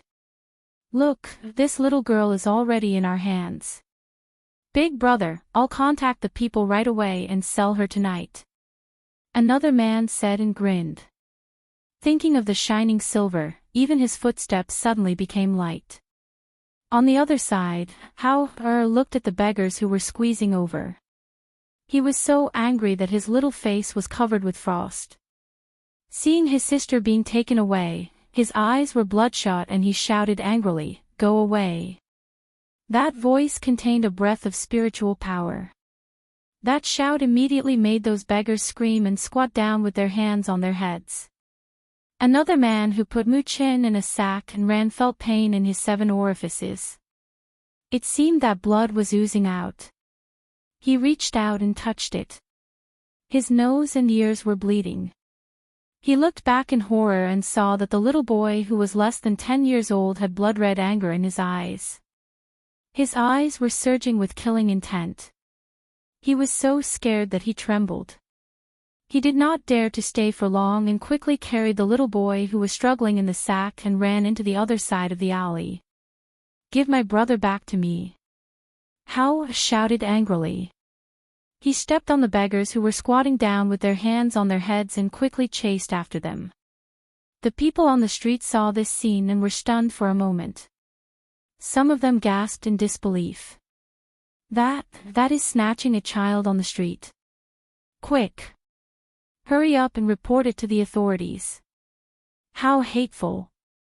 A woman angrily pushed the man beside her and urged him to report it to the authorities. Some people frowned and didn't want to meddle in other people's business. After all, no one knew if there was someone behind this. What if they were retaliated against? Some people looked at the beggars who were squatting on the ground and holding their heads. They looked up one after another, but all of them were bleeding from their eyes and noses. It was a horrifying sight. The commotion here quickly attracted the attention of the soldiers. After the soldiers questioned the surrounding people, they quickly joined in the pursuit. On the other side, Hao looked at the two alleys and clenched his fists tightly. He chased all the way here, but he didn't know that the enemy was familiar with the nearby alleys. As he chased, that person carried his younger brother and ran off somewhere. Chen, where are you? Unable to see the figures of her younger brother and sister, the tears that she had been holding back for a long time finally fell uncontrollably. Chapter 44:21. The sky gradually darkened. Hao was still searching. As for those soldiers, for some reason, they retreated after searching for a while. In a remote courtyard, Mu Chen's hands and feet were tied, and his mouth was stuffed with a ball of cloth, so he could not speak. Yu lay quietly in the open gunny sack next to him, not daring to move. She knew that her brother was also caught, and that these bad people wanted to catch them and sell them. Big brother, these two children have been caught, and the soldiers outside have also retreated. Should we send them out of the city now? A man asked, looking at their big brother. Have you contacted the people over there? The man looked at them and asked. Yes, they are already waiting at the usual place. But I don't know if we should send the children out of the cellar this time. Or wait for a few days before sending the others out. Let's get rid of these two brats first. Their appearances are too eye-catching. If we leave them here for too long, I'm afraid that something unexpected will happen. Go and prepare immediately. We'll send them away now. Okay. They quickly arranged and secretly sent them out of the city under the cover of the night. On the other side, Pan Ning, who was slightly drunk with a few friends, was waving goodbye to them when a low-key but luxurious carriage slowly came and stopped in front of him. Just as he was about to get into the carriage, he caught a glimpse of a small figure walking in the night. He raised his eyebrows and looked. Wasn't it one of the three children who ate in the restaurant during the day? He suddenly spoke, frowning slightly. The smile on his face disappeared as he looked at the child. The two little guys he had been protecting were gone. With how much he cherished them, he would not let them out of his sight. Go and bring him here. He sat in the carriage, but did not enter it. Instead, he sat outside. Yes. In the shadows, a shadow guard quickly came forward and stood in front of Hao. Before he could speak, he saw the child, who had his head lowered, suddenly raise it. His eyes were filled with viciousness, and he was startled for a moment. My master wants you to go over. As the secret guard spoke, he saw the child's guarded expression and added, he's over there. You met him in the afternoon. Hao followed his hand and saw the elegant man leaning against the carriage, waving at him. After hesitating for a moment, Hao walked over. Did something happen? Where are your younger siblings? Pan Ning asked directly. Upon hearing this, Hao gritted his teeth and said, gone. Hearing this, Pan Ning frowned and said to the shadow guard, go and check the whereabouts of the two children. Yes. With that, he left in a flash. Seeing this, Hao looked at him and asked, who are you? Can you help me find them? Pan Ning smiled and said, my name is Pan Ning, from the imperial capital, the eldest young master of the Pan family. However, you wouldn't know even if I told you. He waved his hand and patted the seat beside him, saying, come up and sit for a while. Tell me, how did you manage to make them disappear? Hao paused for a moment, walked forward and asked again, can you find them? Pan Ning smiled and said, with my connections, of course, there's no problem. Of course, as long as they are still in the city. Chapter 44:22. After listening to him, Pan Ning shook his head and sighed. I've already warned you. You three children are too eye-catching outside. It's easy to be targeted. As he spoke, he looked at the children's cold faces and said, with your looks, Not only will human traffickers target you, even those with dirty intentions will target you. Therefore, you can imagine how dangerous it is for the three of you to be outside. How pursed his lips and didn't speak. He only wanted to know where his brother and sister were now. Seeing him sitting there with his head lowered and lips pursed with self-blame, Pan Ning smiled. Don't worry. We lost them in the evening. We'll find them now. Pan Ning's subordinates were very efficient. In less than an hour, the secret guard had found out who had captured them. He whispered into Pan Ning's ear about the people behind these people and saw Pan Ning's face turn cold. However, before he could speak, he saw the child sitting next to him suddenly leap into the night. He couldn't help but be shocked by the way he moved. This child actually has such skills? He muttered. When he came back to his senses, he saw that Hao had already entered the alley. His face changed and he said, "Quickly follow him. This child probably heard what you said just now." He quickly got out of the carriage and rushed into the night with the secret guard. That's right. Hao heard what the secret guard said to Pan Ning. He was a cultivator and sat next to Pan Ning. No matter how low the secret guard's voice was, he could still hear it. After learning the location from the secret guard, he quickly went to the alley. He had passed by the alley courtyard that the shadow guard had mentioned several times today, but he didn't know that his younger brother and sister were locked up inside. Thinking of this, his eyes shot out a fierce light like that of a wolf cub. Daring to capture his younger brother and sister, he would definitely not let those people off. When he found the courtyard, he could faintly hear the sound of drinking and having fun inside. He directly lifted his foot and kicked open the courtyard door and walked inside. Who dares to behave atrociously here? The people drinking inside heard the sound and came out to take a look. When they saw that it was the boy from the day, they couldn't help but sneer. Yo! Boy, you're quite capable. You actually found this place. Where are my younger siblings? Hao asked with a cold face.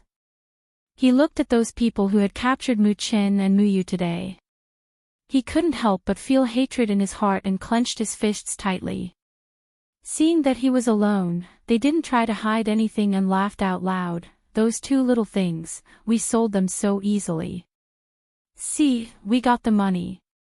As they spoke, they patted the money pouches on their waists. Upon hearing this, Hao's eyes turned red. Sold. How dare you betray my brother and sister? Where did you sell them? Ha ha ha ha ha, if we don't tell you, what can you do to us? Little brat, hurry up and scram. Otherwise, humph. The leader snorted coldly. If it wasn't for the fact that this brat was too old, he wouldn't have left him here. Damn it. All of you deserve to die. Hao's voice turned cold. He loosened his clenched fists and moved his hand. The dagger tied to his leg was in his hand. In the next moment, he leaned forward and attacked the leader. None of the men saw how he made his move. When they came back to their senses, they saw that the leader was already kneeling on the ground with a sharp dagger against his neck. Chapter 44-23. Ah! Don't kill me. With the sharp blade against his neck, he could only feel his skin being cut and blood seeping out. The pain caused him to cry out in alarm. His body stiffened and he didn't dare to move, fearing that the sharp blade against his neck would cut his throat. Speak! Where did you sell them? Hao shouted again with a murderous look in his eyes. I sold them. I already transported them to the imperial capital overnight. Ah! Just as he finished speaking, Hao slashed the dagger in his hand.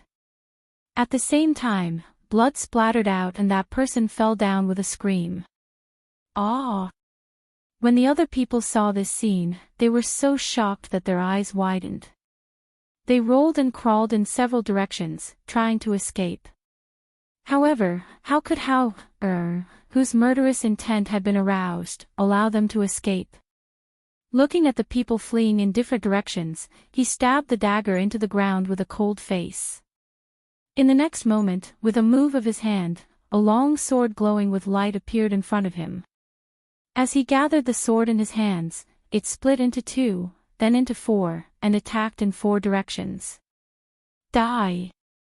The cold voice carried a terrifying murderous intent. The flying sword flew out with a whoosh and attacked the 4 people at a speed that was too fast for the ears to cover. Whoosh! Ah! The sharp sound of the long sword sliced through the air. With a swoosh, it pierced into the hearts of those people from behind.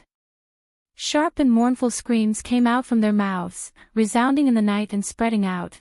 When Pan Ning and the shadow guards arrived at the courtyard, they were immediately stunned by the scene in the courtyard. The courtyard was covered in blood.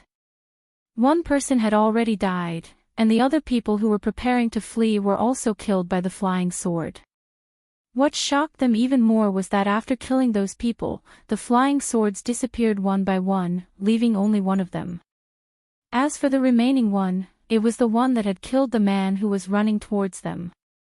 The originally sharp and intimidating flying sword was now heading towards them after passing through the man's body.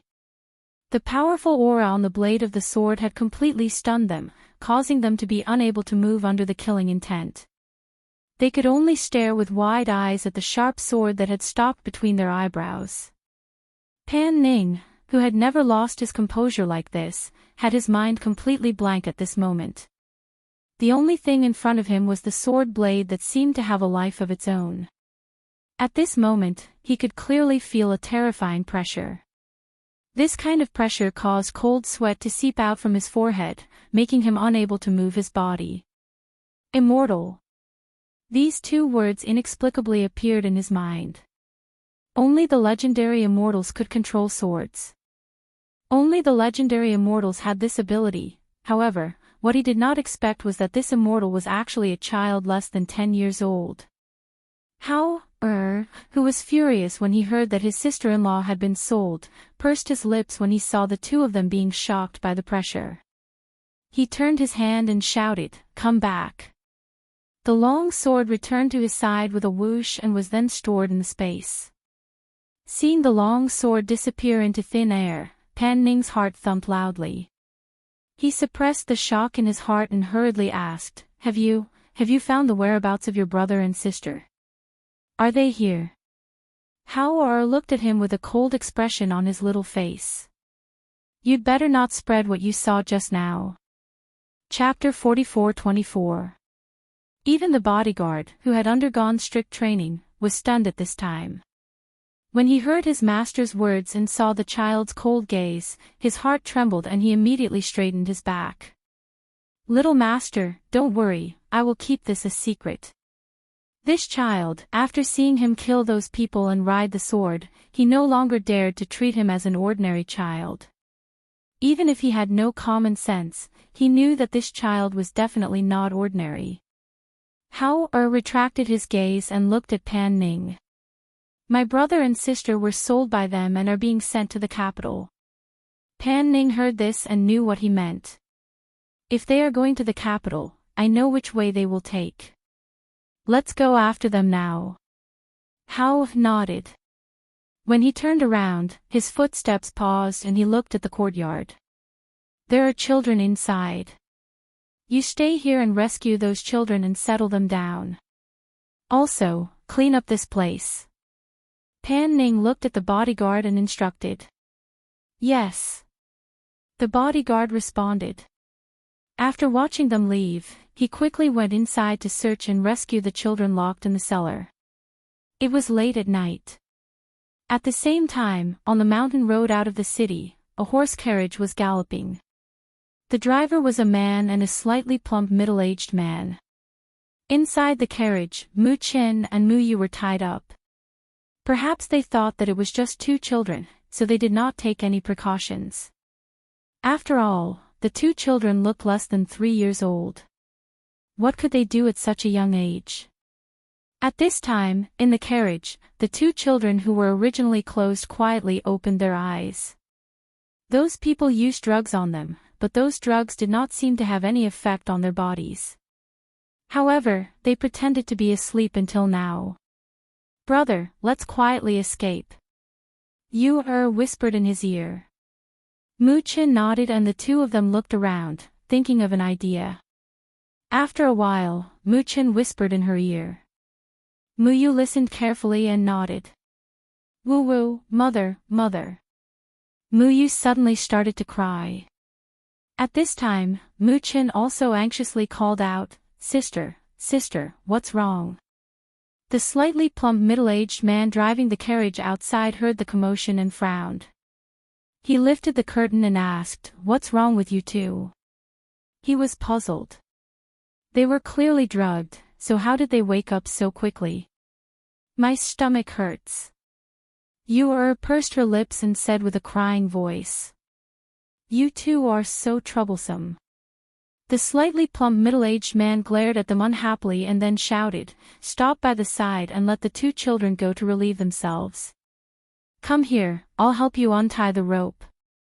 The middle-aged man said in an unfriendly tone. Yu obediently went over. Looking at the untied rope, she pursed her small mouth and said with a crying tone, "It's too dark outside, I don't dare to go alone. Big brother, accompany me." "Go, go, go. It's settled while you're at it. I won't stop you on the way anymore." In the middle of the night, the middle-aged man felt that the child would not dare to escape since he was so young. Moreover, they were watching. Thus, he untied the little boy as well. Chapter 44-25. We can't run now. Let's wait until they let down their guard. The two of them squatted in the bushes for a while and obediently walked back. When they got on the carriage, they saw the middle-aged man was about to tie them up again. Yu said, "Uncle, can you not tie them up? My hand hurts." She rubbed her small hand. Because children's skin was more tender, there were already several bruises. The middle-aged man thought that these two little rascals would be sold to a rich family. Seeing that they were indeed young, even if he didn't tie them up, they wouldn't be able to escape. Thus, he snorted and said, "Be obedient and stay inside. Otherwise, you will suffer." The two children were pushed inside and sat inside the carriage. As the carriage started to move again, the two were also worried that their big brother would be worried if he couldn't find them. But, after all, they were only 2 or 3 years old children. Even if they were smart, facing two adults, even if they had a dagger in their space, they didn't dare to take it out. "Big brother, look." Yu took out a pill from her space and smiled like a little fox. "Big brother gave this to me. We can use it." Looking at the pill, Muchen's eyes flashed. He thought of the medicine that their big brother gave them. It seemed that there was a kind of medicine that could make people unconscious. Thus, his eyes lit up and he took the pill from Yu's hand. Lowering his voice, he said, "Sit down, let me do it." Saying that, he took out a fist-sized luminous pearl from his space. He crushed the pill and smeared it on it. Then, he took it out. "Uncle, I'll give you this pearl. Can you let us go?" Muchin said, holding the pearl in both hands and placing it between the two men. In the darkness of the night, a dazzling light suddenly spread out, startling the driver and the chubby middle-aged man. They immediately stopped the carriage and looked back, only to see the child holding a glowing bead and handing it to them for them to see. Hiss! This is a luminous pearl." The chubby middle-aged man sucked in a breath of cold air and somewhat inconceivably moved forward. "How can there be such a big luminous pearl? Is this really a luminous pearl?" It was also the first time that the driver had seen such a treasure. He couldn't help but move closer to look at it. The more he looked at it, the more he felt that the bead was shining like a bright moon. It was unbelievably beautiful. "This is the first time I've seen such a treasure." How much is it worth? The man's eyes were filled with greed. He wanted to reach out to touch it, but the middle-aged man slapped his hand away. This is a priceless treasure. Don't touch it. As the middle-aged man spoke, he took the pearl with both hands and stared at Muchin suspiciously. How did you get such a pearl? Where did you get it? When the two little brats took it, their clothes were still intact and they didn't have anything valuable on them. Where did they get this treasure from? Hearing this, Muchin's eyes narrowed. He pursed his lips and did not speak. He only looked at them and brushed the powder off his hands. Looking at his clapping hands, the middle-aged man was about to say something when he saw the man suddenly fall down. He was shocked and turned around to look at the child. Unexpectedly, what greeted him was a punch from the child. Bang! Muchin's clenched little hand condensed a thin trace of spiritual aura. He punched out heavily and directly knocked the man out. Chapter 44:26. Ah! The chubby man cried out in pain as he fell backward and rolled out of the carriage. The luminous pearl in his hand also rolled to the side of the road. Just as he was about to stand up, he felt dizzy and fainted. The two children jumped down from the carriage. Yu-er quickly picked up the luminous pearl and wiped it clean. Holding it in her arms, she looked up and saw her brother taking out a dagger. She was shocked and asked, "Brother, what are you doing?" "Killing them," Muchin said as he stared at the two people on the ground. If he took out the night-luminescent pearl, these two people would die. Although he had never killed anyone before, he had seen his big brother do it before.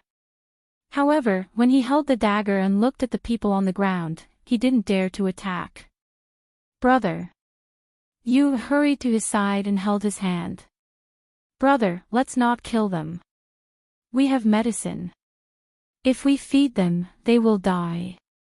Hearing this, Muchin slowly put down the dagger as if he was relieved. He looked at Yu-er. "Do you have poison?" "Yes."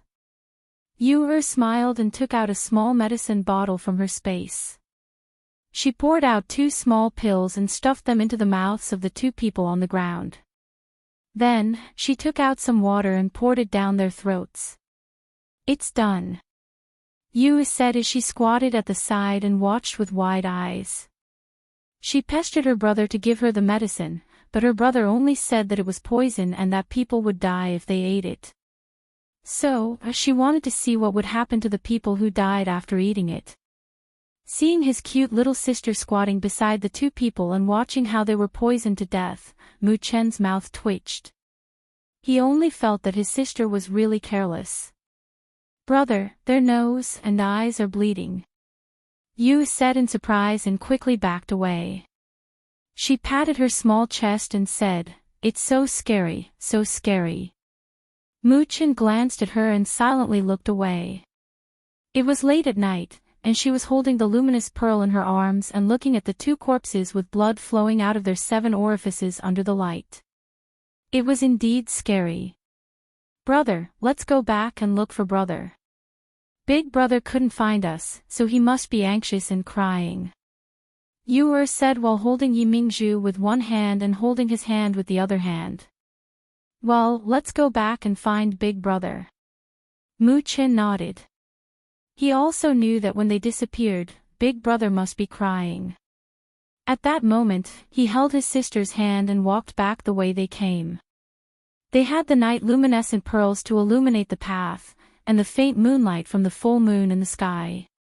They also had 2 companions, so they didn't feel afraid along the way. Or perhaps, the 2 of them were too young and didn't know what fear was. As they walked, they chatted. "Brother, when can we become powerful? If we become powerful, those bad guys won't dare to capture us. If we work hard, we will become very powerful," Muchin said. "Then when we grow up, will we become very powerful?"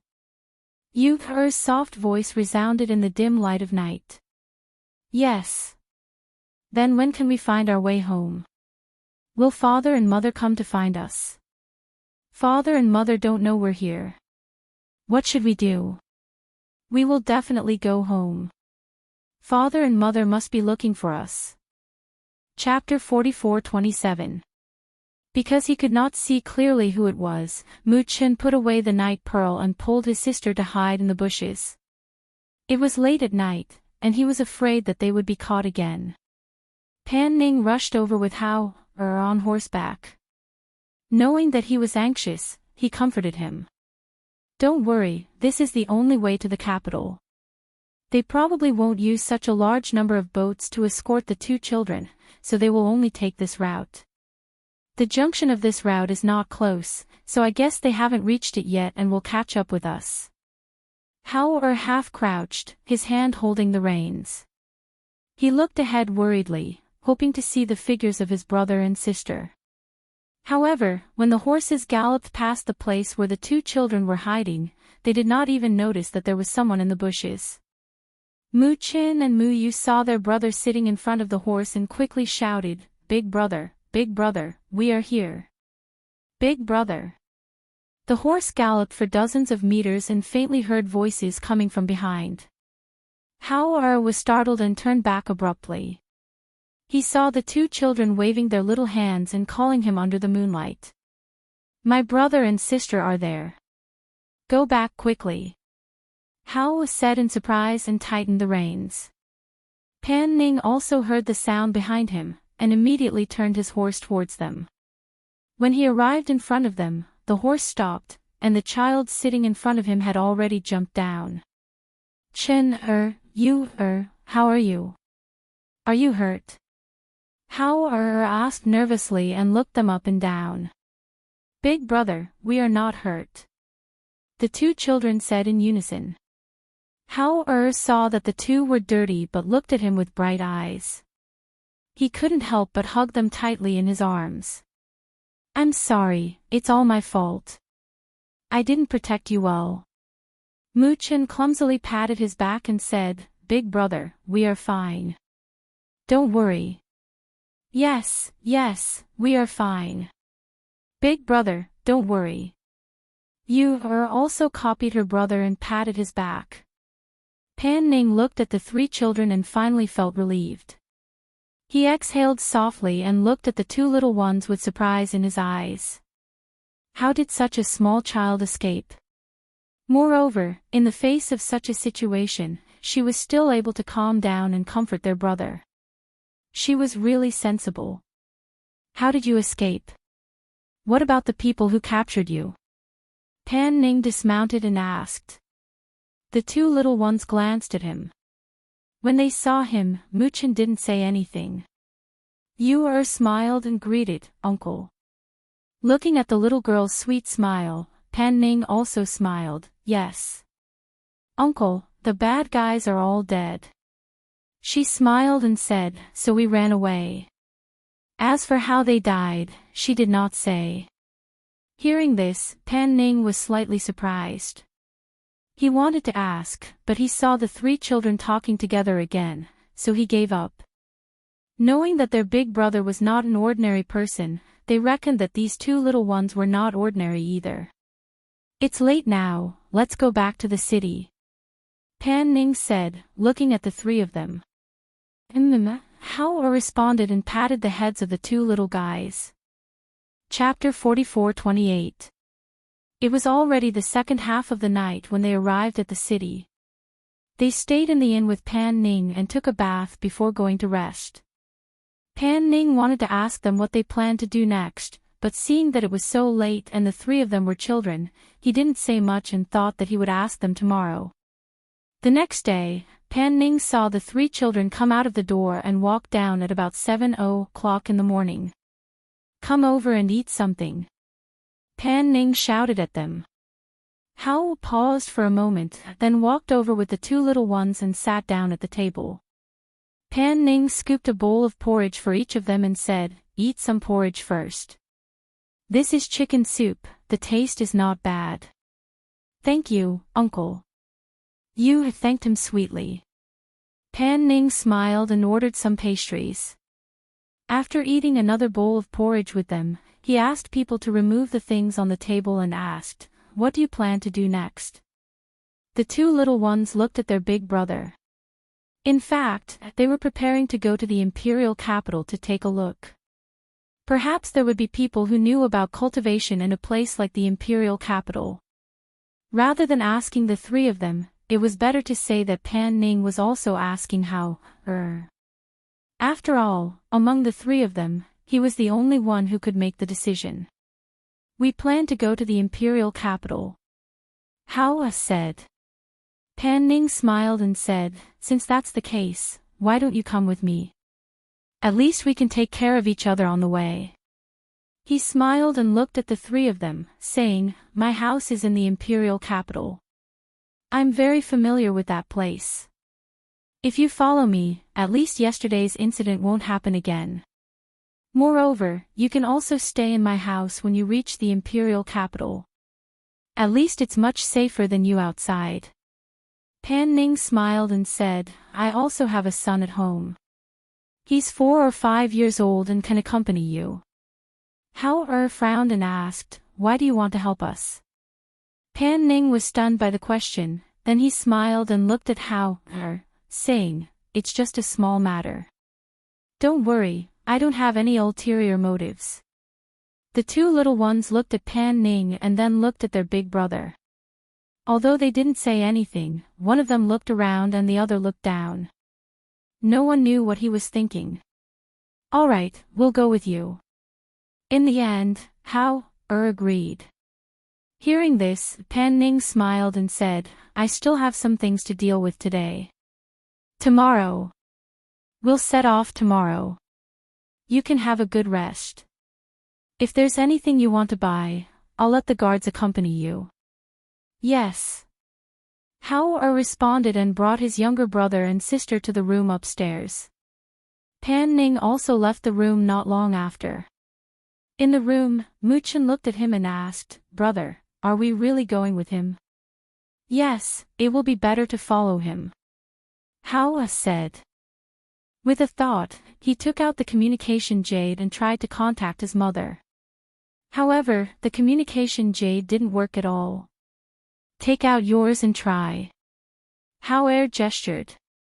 Thus, Muchen and Muyu also took out their communication jade tablets to try, but there was still no response. It might have been cut off. Chapter 44-29. On the other side, Xianyuan Mose and Fingzhou arrived at the palace where Sovereign Black Tortoise was. The two of them sat in the palace, drinking tea as they waited for Sovereign Black Tortoise to arrive. Hearing that Xianyuan Mose and Fingzhou were here, Sovereign Black Tortoise did not have time to be surprised. He hurried over with his wife and child. Before he entered the palace, laughter rang out. "Ha ha ha ha, I heard that Sovereign Green Dragon and Ghost Doctor are here. What a surprise." He strode in and cupped his hands in greeting, saying, "This is the first time the two of you have come here. You should stay here for a few more days so that this lord can properly act as a host." Xianyuan Mose and Fingzhou stood up and bowed. At the same time, they looked at Madame Black Tortoise and the child in her arms. "Ha ha ha, you've met my wife before. This is my son. I heard that you're here, so I asked my wife to bring my son along," Sovereign Black Tortoise said with a smile. "Greetings, Sovereign Green Dragon and Ghost Doctor." The beautiful woman held the child and bowed slightly. "Madam, you don't have to be so polite," Fingzhou said as his gaze fell on the child in her arms. This was Hao-er's younger brother. Come. Sit."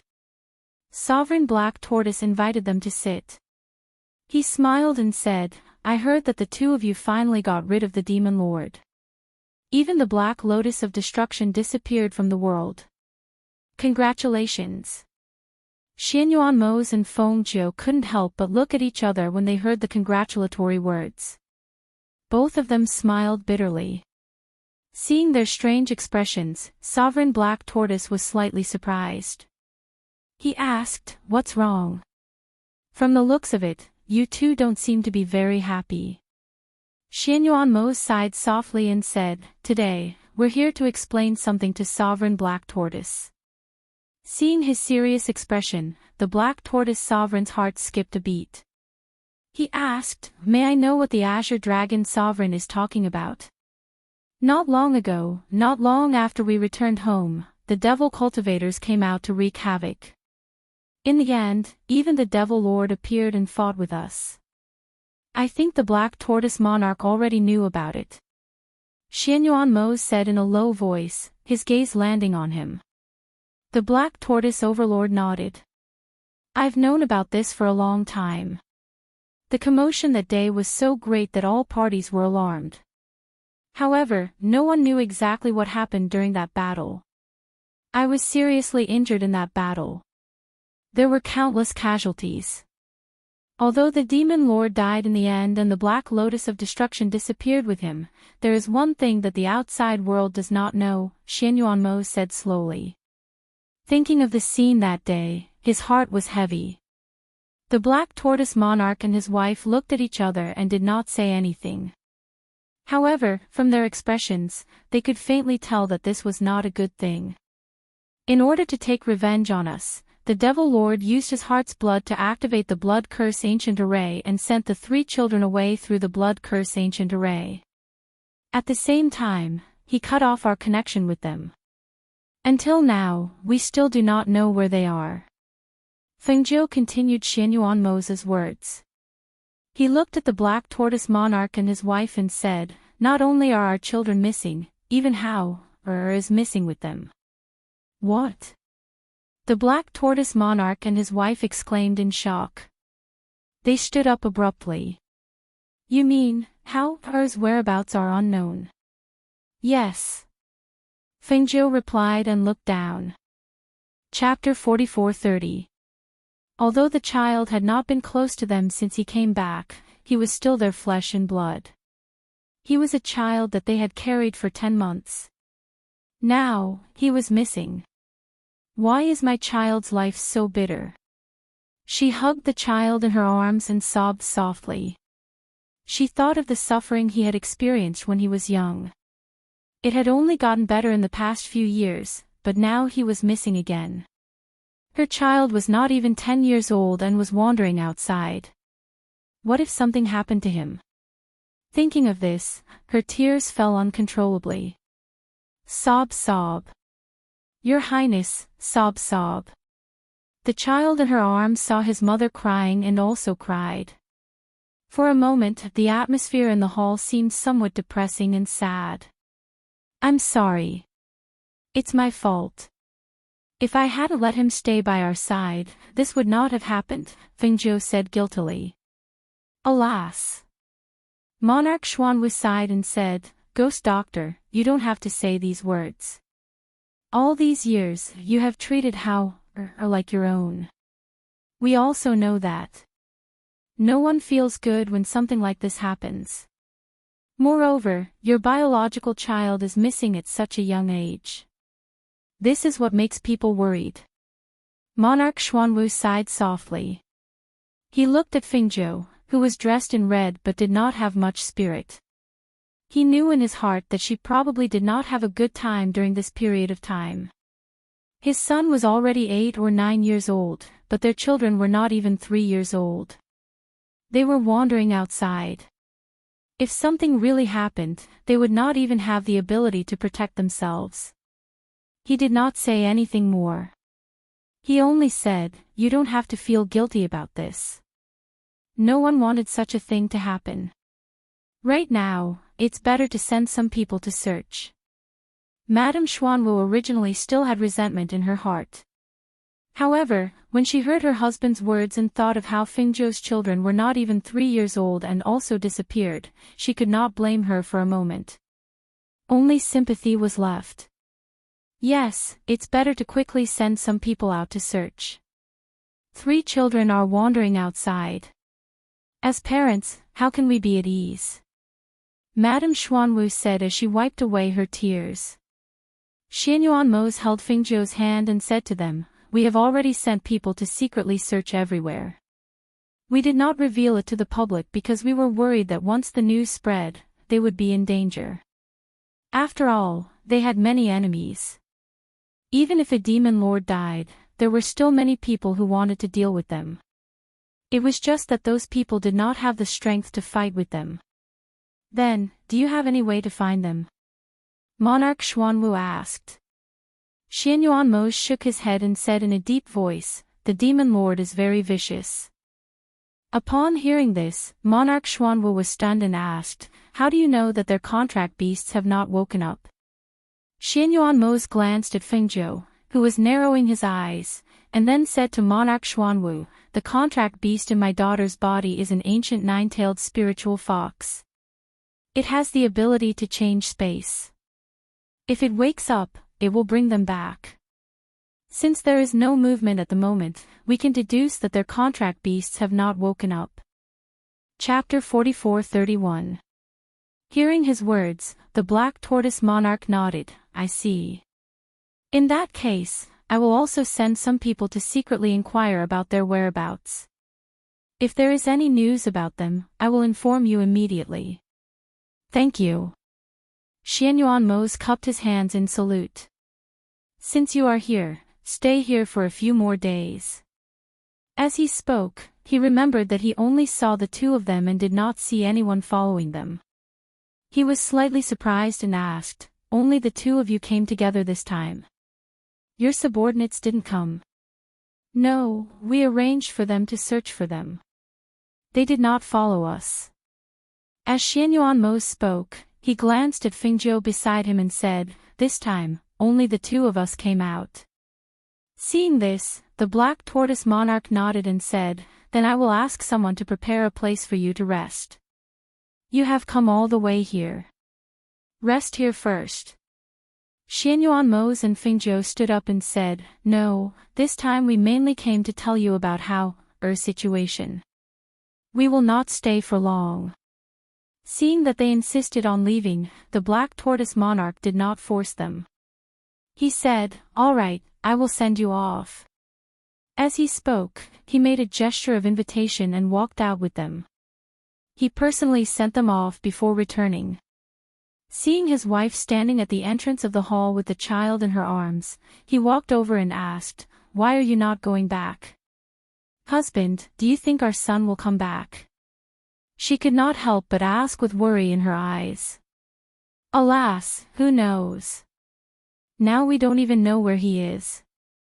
How do we know whether he will come back or not?" The black tortoise monarch sighed softly and his mood was a little heavy. If he had stayed here obediently and not run to the Peach Blossom Cove, he probably would not have met Fengzhou and the others and such a thing would not have happened.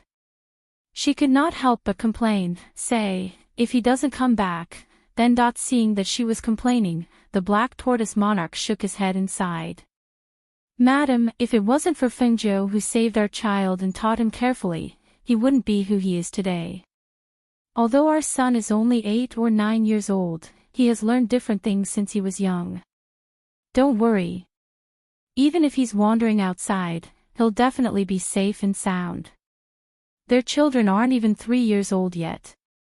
If they're with it'll be fine. If not, I'm afraid." Hearing this, Madame Xuanwu said, "I know, so I didn't blame them just now. After all, no one wants to see such a thing happen." As she spoke, she gently patted her son in her arms and said, "The child is going to sleep. I'll take him to rest first." Looking at his wife leaving with the child in her arms, Monarch Black Tortoise sighed inwardly. In fact, as parents, they also knew that compared to their eldest son, they favored their youngest son more. Firstly, it was because their eldest son had grown up by Fengzhou's side since he was young and was closer to them. In addition, he had a cold personality. Even if he came back to live by their side for a few years, he was still indifferent to them. Naturally, they favored their youngest son more. Now that something had happened to their eldest son, as parents, they did not feel good. They were also worried and could only hope that he could return safely. Chapter 44:32. All right, let's stay here for the night. Fengjiu rubbed her forehead. Suddenly, her hand paused, as if she had thought of something. Her eyes lit up, and she said, I have an idea. Perhaps we can find out where they are. Hearing this, Xianyuanmos was slightly surprised, and asked, what idea?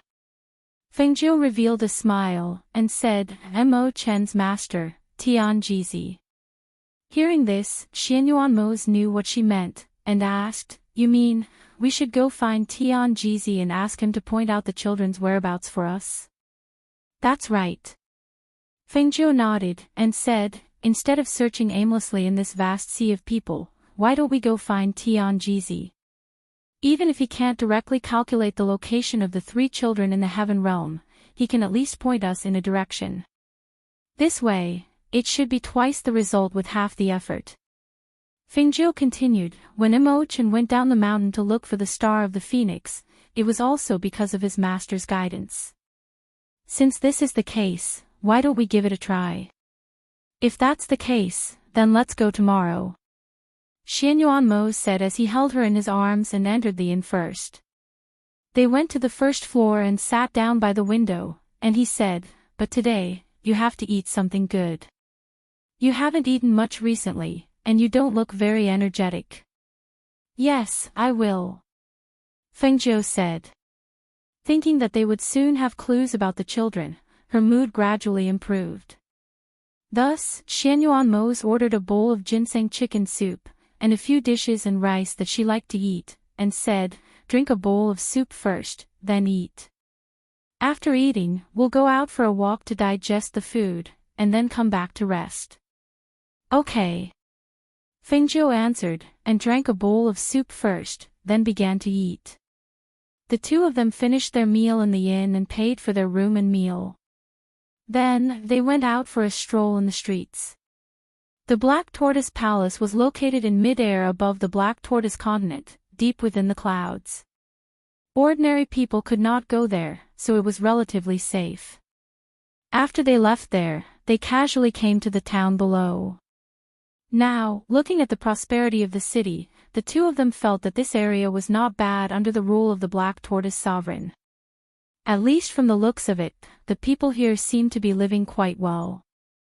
I've heard from Du Fan that the Black Tortoise continent is well managed. Now it seems that it's true. Fengjiu said as he walked slowly with Xianyuanmo beside him. There are conflicts everywhere. We can only see the surface. However, compared to other places, this city is quite prosperous. Xianyuanmo said slowly. The 2 of them chatted as they walked, and they were already used to the stunned gazes of the people around them. Therefore, they did not pay much attention to the gazes that fell on them. However, among those gazes, there were a few that were faintly looking at Fengjiu with a predatory gaze. As soon as that gaze landed on her, it wasn't just her, but Xianyuanmo also sensed it right away. With the strength of the 2 of them, the gazes of those people could not hide from their keen senses. Fengjiu did not pay attention to them, but Xianyuanmo glanced at them indifferently. Those gazes were from a few men in brocade clothes on the 2nd floor of a nearby restaurant. He only glanced at them coldly, then retracted his gaze. However, those men who were staring at Fengjiu suddenly screamed and held their heads with both hands. Hiss. Ah. Chapter 44-33. Oh no. It's a divine sense attack. A middle-aged man's expression changed, and he hurriedly helped up a man in embroidered robes who had fallen to the ground. Young master. Young master. Quickly help the young master back. The 2nd floor of the restaurant was in a mess. Everyone gathered around and whispered. They only knew that the young masters of several families in the city were carried back together, but they did not know what had happened. Fengjiu did not even look at the scene in the restaurant. She walked with Xianyuanmo, and the 2 of them strolled around the city. In the evening, the 2 of them were ready to go to the inn, but at this time, they were surrounded by hundreds of people. Elder, it's these 2 people. Yes, family head, it's them. It's this man who used his divine sense to hurt the young master. Several clans surrounded Xianyuanmos and Fengzhou. They couldn't help but rage when they thought about how their sons had been injured by the divine sense and couldn't recover and advance in a short period of time. Who are you? Why did you hurt my son? A family head shouted angrily. He released his pressure and glared at the indifferent two people in front of him. It was undeniable that the appearances of these two people were extremely outstanding. Even if he had seen all kinds of people, he still couldn't help but secretly praise them. However, these two people shouldn't have hurt his son. This was truly intolerable. Who are you? Tell us your names. Another elder shouted angrily. How dare you hurt the young masters of our families? I think you don't want to live anymore. Who sent you here? What are you trying to do by hurting the young masters of our families? Shouts rang out one after another, and the surrounding people couldn't help but retreat. Only the hundreds of people brought by these few clans were left on the large street. You want to know who we are? Fengzhou glanced at them, and a faint smile appeared on her lips. If I tell you, I'm afraid your legs will go weak. What an arrogant and ignorant woman. An elder shouted, in this city, our families are the most respected. If you want to behave atrociously, you should ask around and see if our families are easy to mess with. What's the point of talking so much nonsense with them? This woman has a demonic face that can bring calamity to a country and its people. She will be a scourge if we keep her alive. Why don't we just kill her? Another middle-aged man said as he stared at Fengzhou with a murderous look. That's right. Let's kill them. Another person agreed. A thin elder stared at Fengzhou, and a strange light flashed in his eyes. He said, it's too easy to kill her. Why don't we kill the man beside her? As for the woman, I'll bring her back to test. Xianyuanmos and Fengzhou listened to them talking. Some said to kill her, some said to bring her back to test medicine, and some even said she was a disaster. Xianyuanmos' face gradually turned cold, and a trace of killing intent flashed in his deep black eyes. However, these people did not know. Fengzhou smiled. She sneered in her heart at their comments. Her cold gaze swept across their mouths as she said to Xianyuanmos beside her, you're right. No matter where you are, there will always be disputes. Especially those things that can't see the light of day, they can't be avoided. Chapter 44-34. Fengzhou smiled and said, why would we need you to deal with these people? However, do you believe that even if we say our names, they won't believe us? Hearing this, Xianyuanmos' expression changed slightly. He looked at her and the corners of his lips curled up slightly, but he didn't say anything. She smiled and her eyes glowed. Her gaze fell on the leaders of the group. She imitated them and raised her chin arrogantly. She asked, do you know who we are? Hearing this, those people were slightly startled. They couldn't help but look at each other. One of them narrowed his eyes and asked, who are you? I am the ghost Dr. Fengzhou, and he is my husband, Xianyuanmos. Sure enough, the moment her voice fell, the surroundings fell silent. Then, a burst of laughter erupted.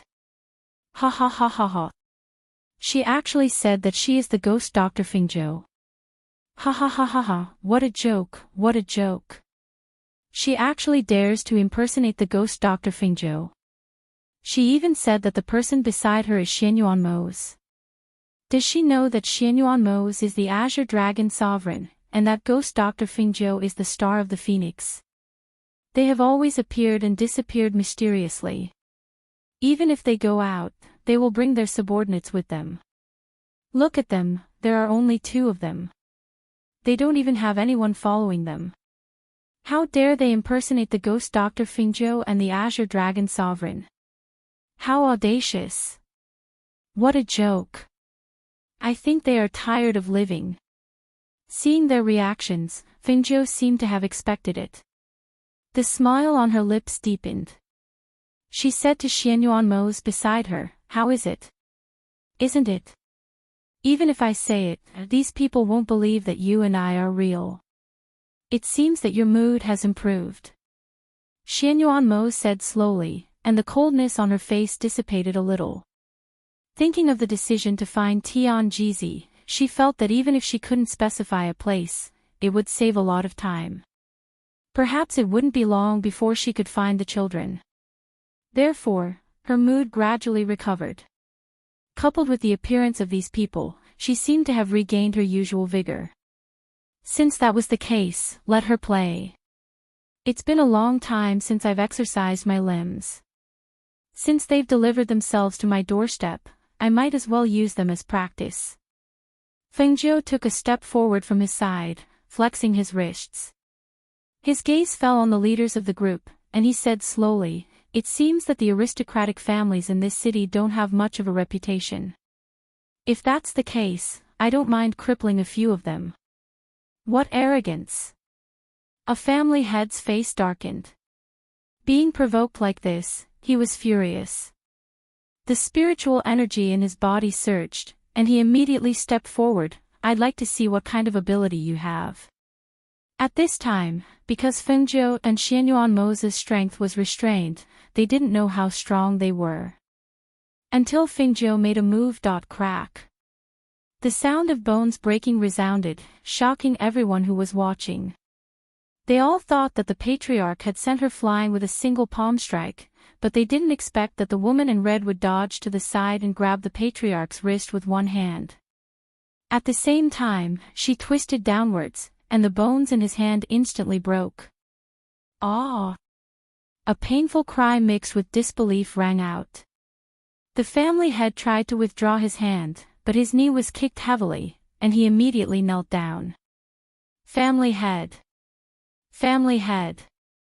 Chapter 44-35.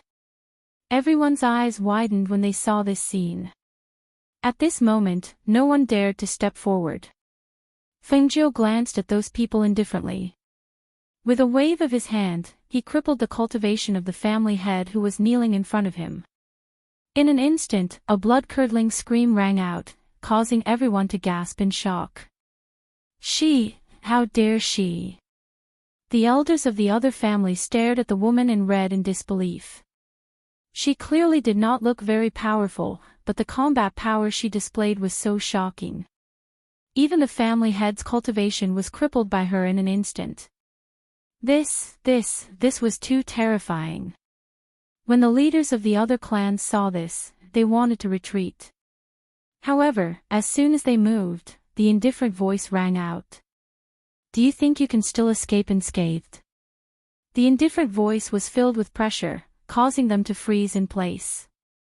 Their originally retreating steps also stopped. They wanted to retreat but did not dare to. It was a kind of pressure that reached straight to their souls.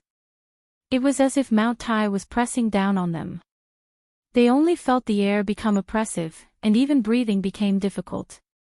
Under that pressure, their legs gave way, and they knelt down with a plop. "Ah! Ghost Doctor, please spare us." "Yes, we were blind." "Ghost Doctor, please spare us." If it was said that they didn't believe the woman in red's identity as the Ghost Doctor, then at this moment, they didn't doubt it at all. Because, besides the legendary Ghost Doctor Fengjiu, who would dare to be so arrogant and powerful? However, no matter how much they begged for mercy, the red-clothed woman just calmly looked at them. Her cold gaze caused them to not dare to look straight at her.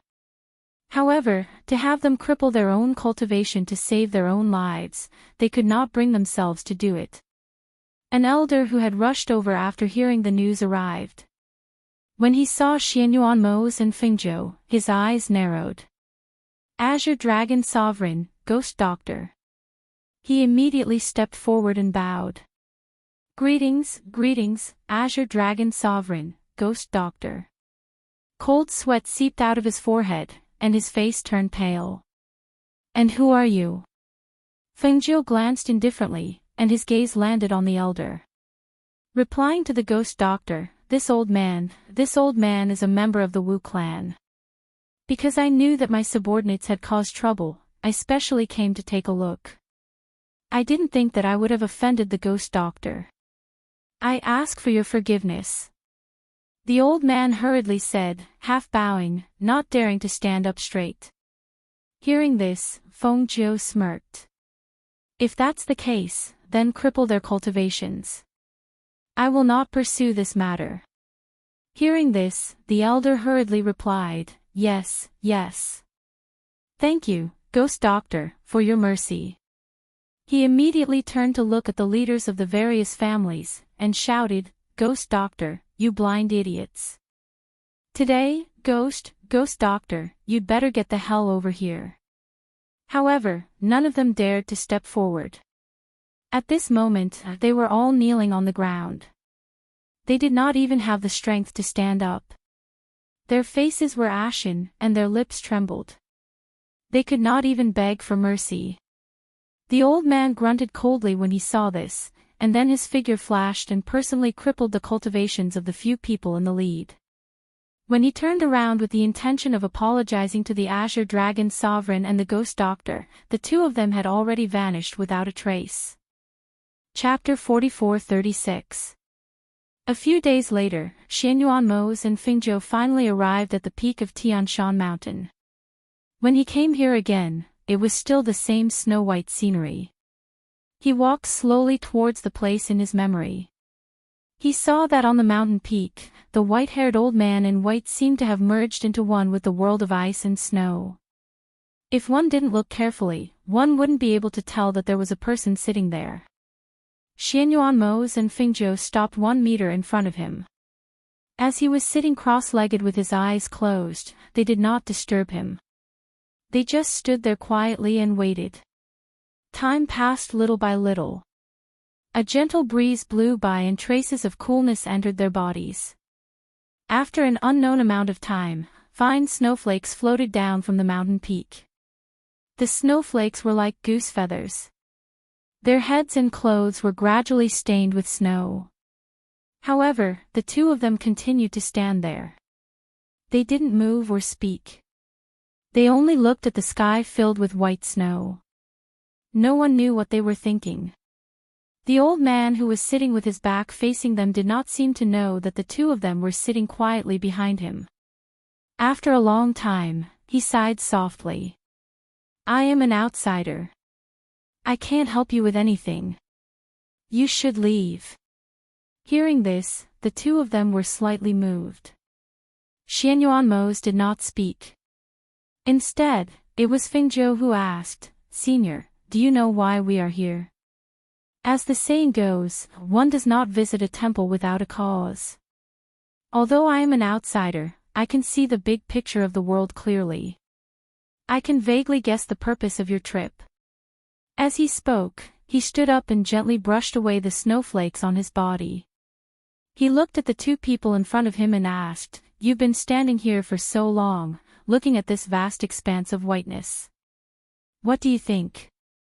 Fengzhou's gaze fell on his face.